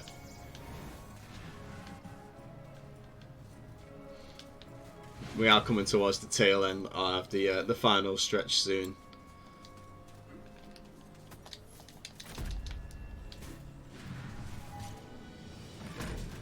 The lava has been released, Sedan. The castle is collapsing. We will not have long to defeat the stone golems and escape the ensuing inferno.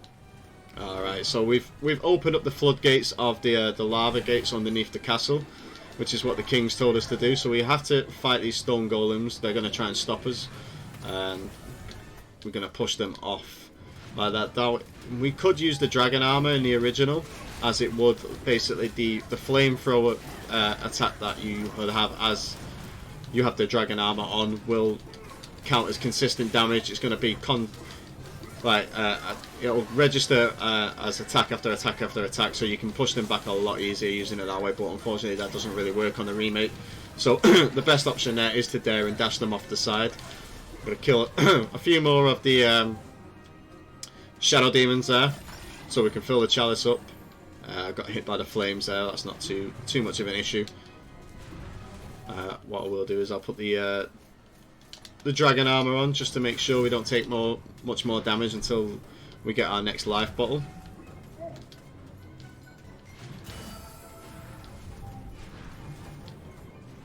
Now, there are a few skips in the game to skip some of the sections of these levels. Unfortunately, for myself, it's not very consistent, and I'm not quite there with learning them yet.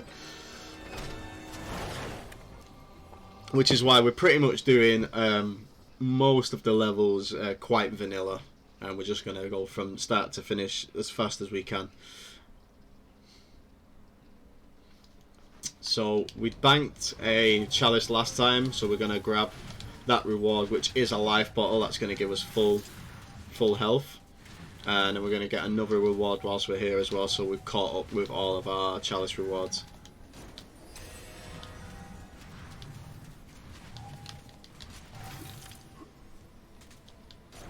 Nicely done.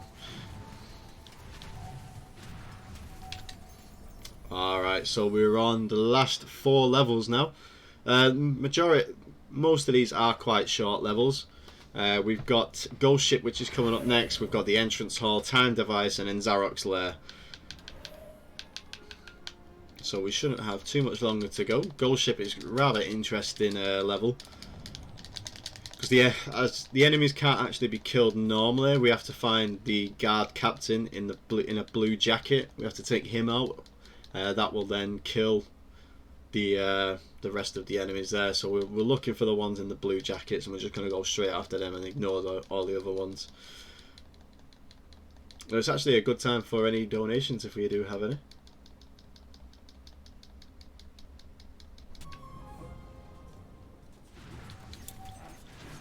No donations at the moment. Would now be a good time to talk about PawsYourGame? Yeah, of course, go for it. Awesome, thank you. PawsYourGame is a 501c3 non-profit animal advocacy group whose mission it is to help raise awareness, funds, and other resources for both private and municipal animal shelters, rescues, and sanctuaries through video game marathons, streaming, and other events such as tournaments and LAN parties hosted by PawsYourGame. Roughly 8 million animals enter American animal shelters per year, and 1.5 million of those animals are killed. By working together, we can take a stand against kill shelters and give our furry friends a second chance of finding a forever home and receiving the care they need. And as always, PawsYourGame do amazing work, and we're very happy to partner with them for this event today.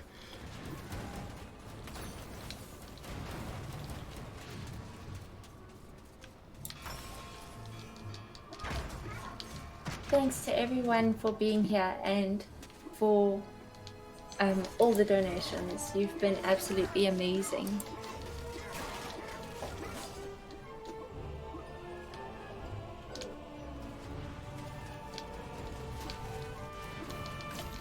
Alright, so we dropped down a little bit here. It's just to give us some more enemies to kill for the chalice.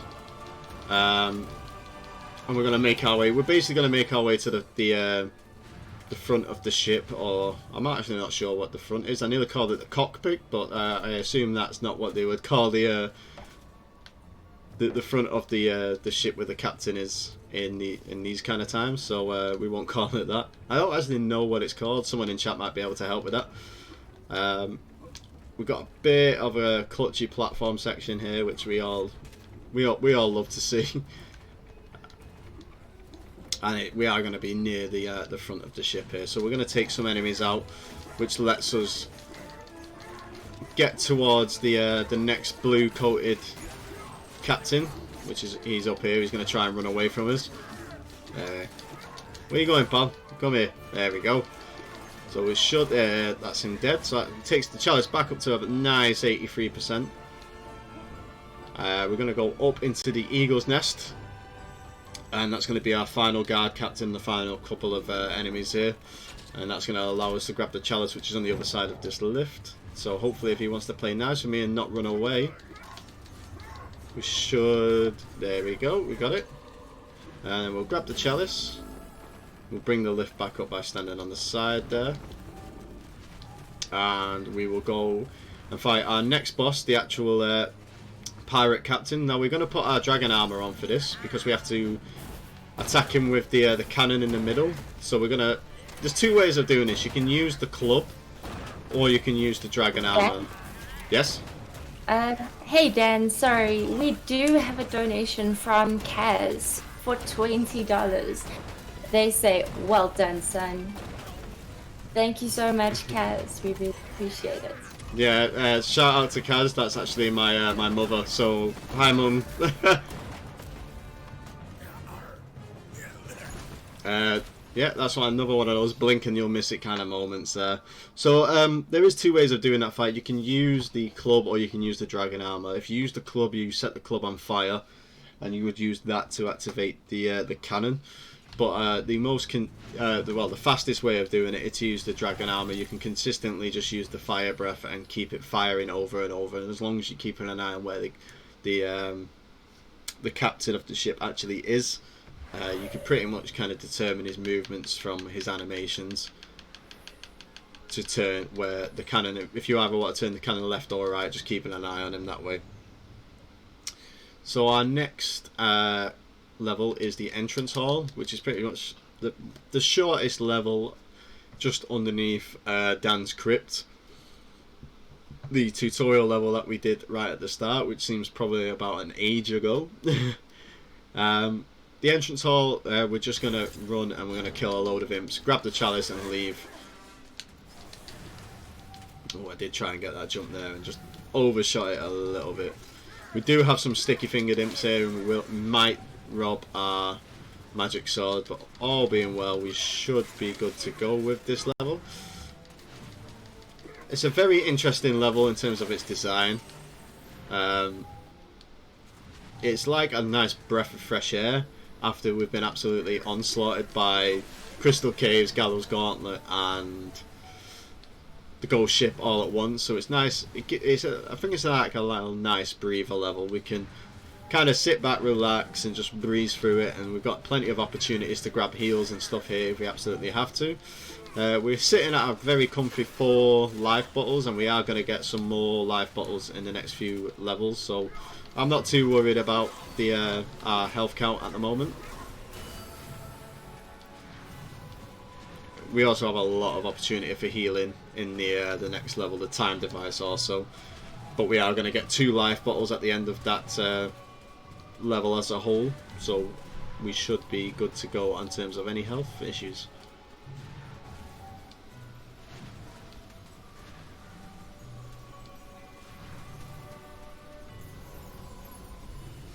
And there we are. So that's entrance hall finished. We are going to go to time device, and then we've got Zarok's lair shortly after that. 2 more to go, people. 2 more to go.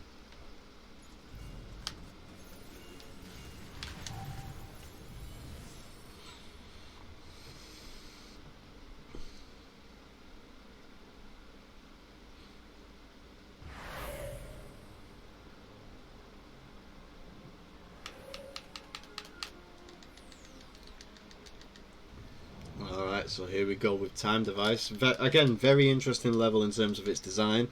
There's a little cheeky Easter egg at the bottom there where it says Zarok seeks to expand his reach beyond the confines of time.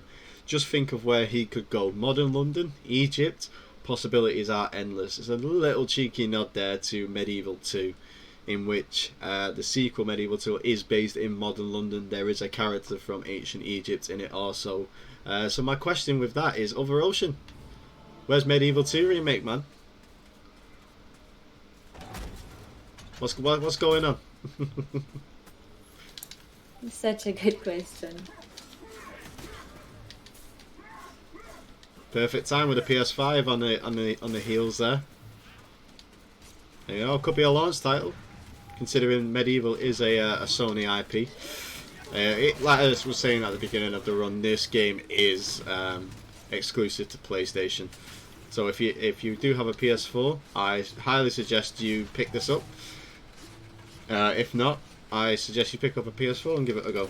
I don't know, it might get ported down the line. I'm not 100% sure. I've never heard of I've not heard any news of it being done that way.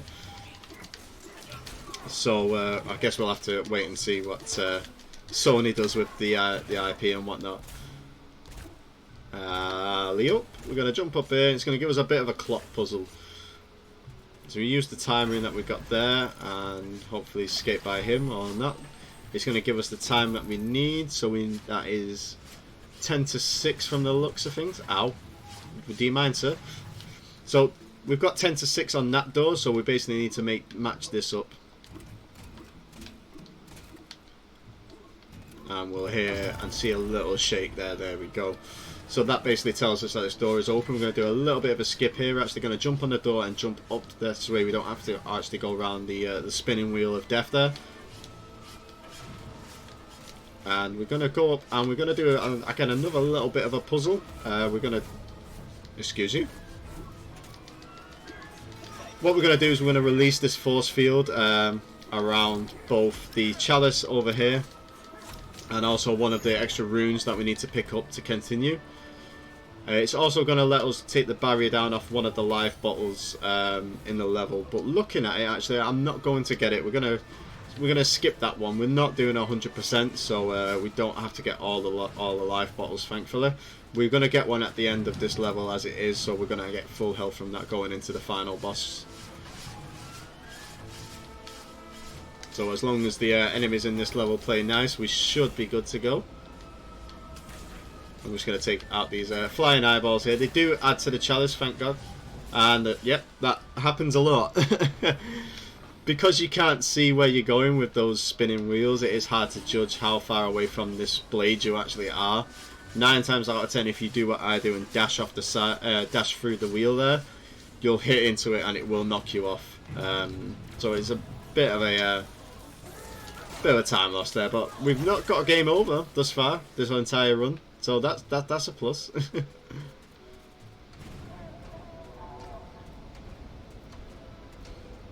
Which is another quality of life improvement. In the original game, if you did game over and lose all your life bottles, you would have to restart either from a save or from the beginning of the entire game. This time around, if you do lose all your life bottles in game over, you only have to restart from that level, which is a massive, massive help for us speedrunners when we learn this game. So we've got quite a few more Xerax guards here. We're going to take these guys out pretty swiftly with the magic sword there. They are pretty easy cannon fodder when we're equipped as we are.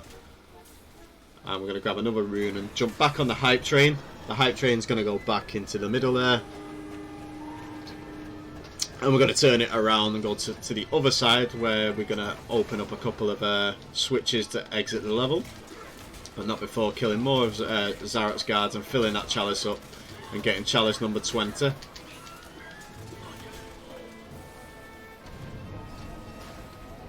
we're going to push this all the way around so it's facing this way. And we're going to get a little bit of a strange animation there where Dan's head goes on a bit of a mad one. I'm not quite sure why that happens. I think it's just a bit of a bug, but it's quite humorous to watch.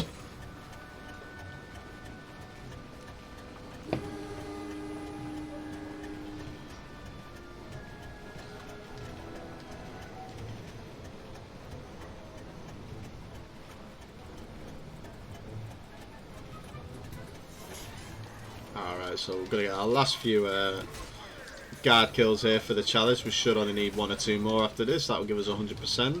The rest we can then leave and just crack on with the hitting up these switches to open up the final gate for this level. So each switch corresponds to one side of the final gate there, so we've got to do 1 on each side. You can daring jump off the side there onto the train tracks and then over again to the other switch, but misjudging it can cause you to fall off and lose a life bottle, which I'd rather not at this stage. We are going to get full health after this level as it is, but you know, I'd rather not chance it. I don't want to die in this level if it's at all possible. I don't want to die at all. And I'm sure Dan feels the same way despite already being dead.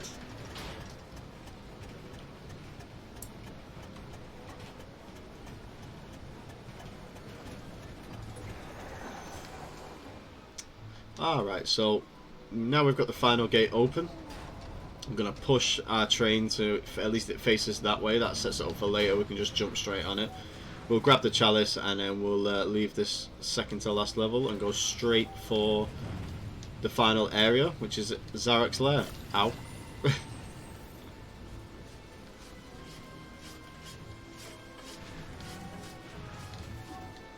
So we're going to come back the way we came earlier. Come straight up here, grab the chalice.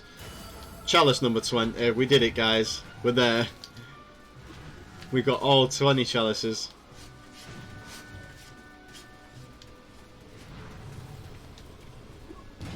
Now, in the original, the 100% route is basically the all chalice route, or the good ending route.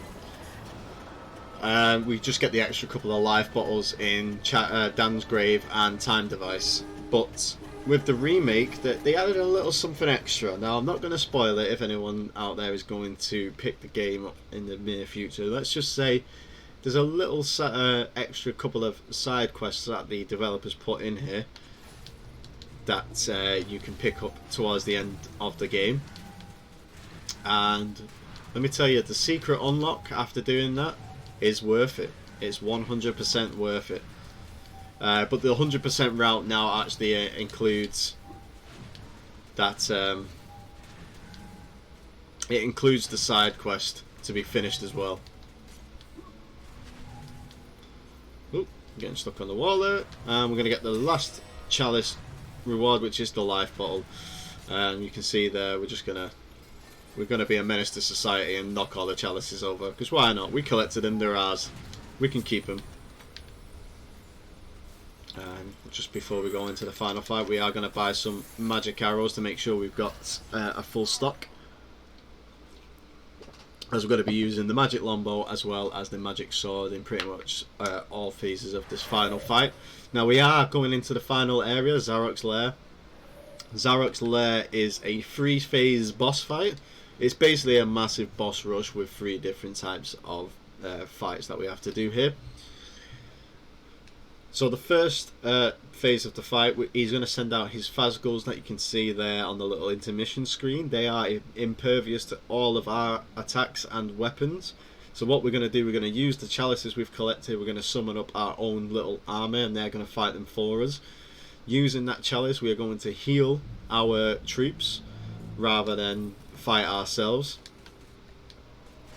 But doing that will cause us to lose health, as we need to drain our energy in order to heal them. So you'll see as I'm going around, you'll see the good lightning, as it's called. This is the only instance where the good lightning is used and can be picked up. After this, it is removed from your inventory. Which is a shame, because I wouldn't mind running around with a little chalice in a bit of a New Game Plus situation.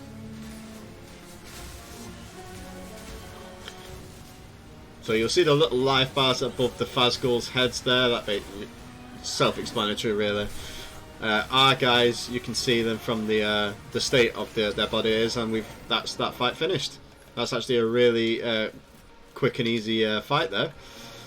And these will all turn into life bottles because we have to use our own health to heal them. They're basically repaying us back there. This is phase 2. This is Kardok. Kardok is Zarok's best knight here. Basically, it's just going to be a full frontal assault. He's going to dance around the arena and summon little minions to attack us. We take the minions out, very similar to how we finished off the Ant Queen earlier, which will leave him vulnerable in the middle of the arena, and then we'll basically wail on his hind legs from there.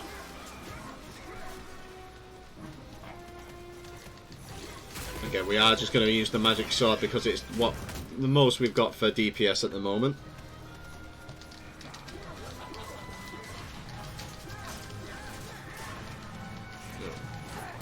Oh, took a bit of damage there, but that's not too much of an issue. We'll take out his guards here, and we're going to go wail on him again. You'll see he has a bit of a...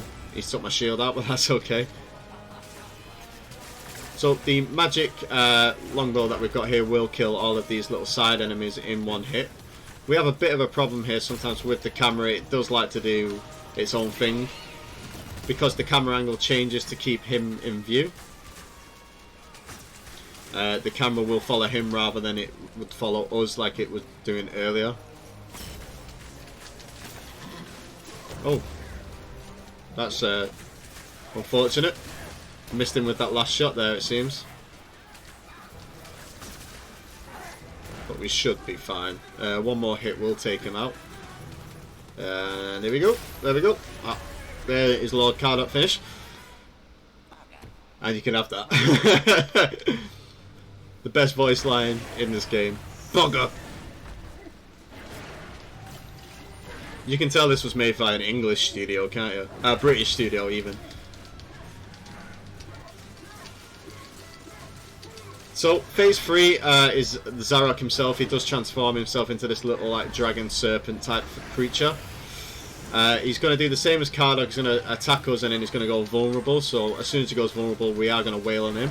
Just to let Tech and everybody in the background know, time will end as soon as I land his final hit and we go into the final cutscene.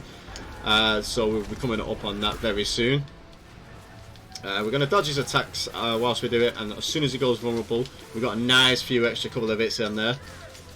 We might actually... Time! We got a one phase! Time! That's a one phase! I've never had a one phase before. What's going on?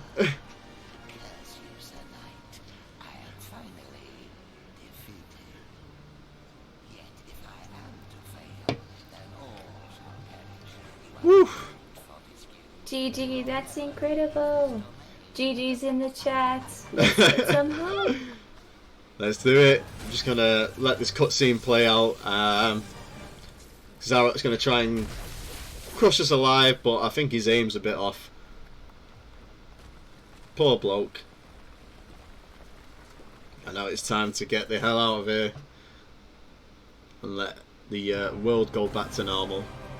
So we get a nice little FMV here at the end of basically Zarok's lair and the time device and everything exploding with the death of Zarok.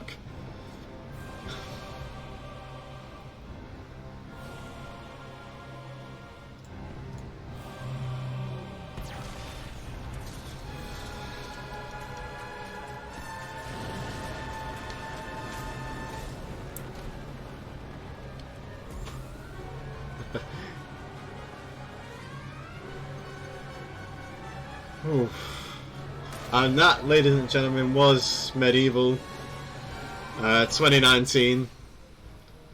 I hope everyone enjoyed the game. It was an absolute pleasure to bring it to everyone for Thunderthon. Like I said earlier, I absolutely love this game, and it's an amazing game. If you can pick it up, get on it, and absolutely, yeah, play it for yourself. You can't take the experience from me just telling you guys about it. You have to go and watch it yourselves.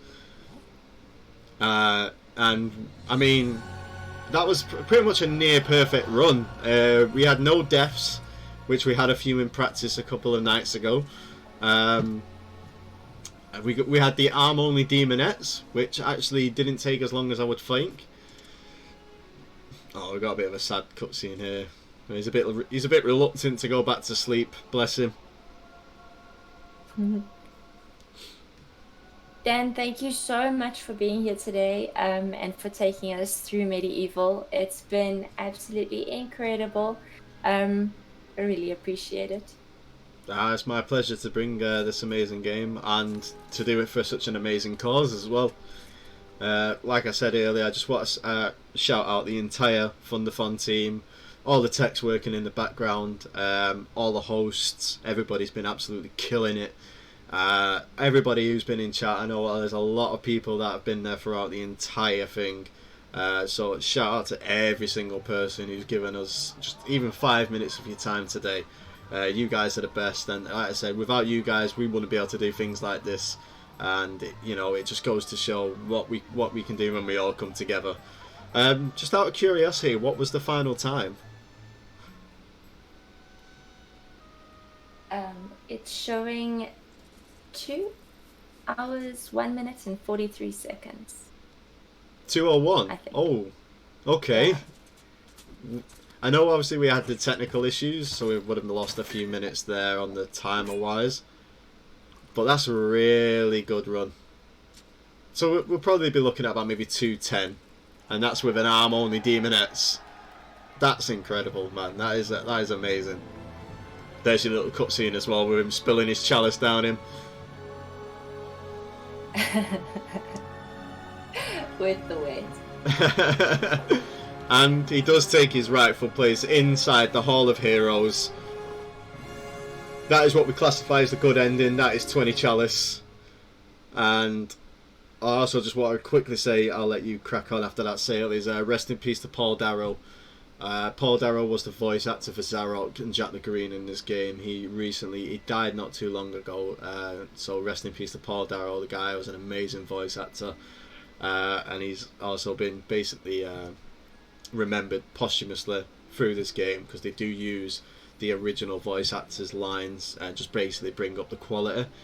So yeah, absolute shout out to Paul Darrow. Great, thank you so much, and everyone in chat, thank you so much for being here. Again, we really appreciate you, and also the team behind the scenes. Thank you. Cheers, Dan. All good.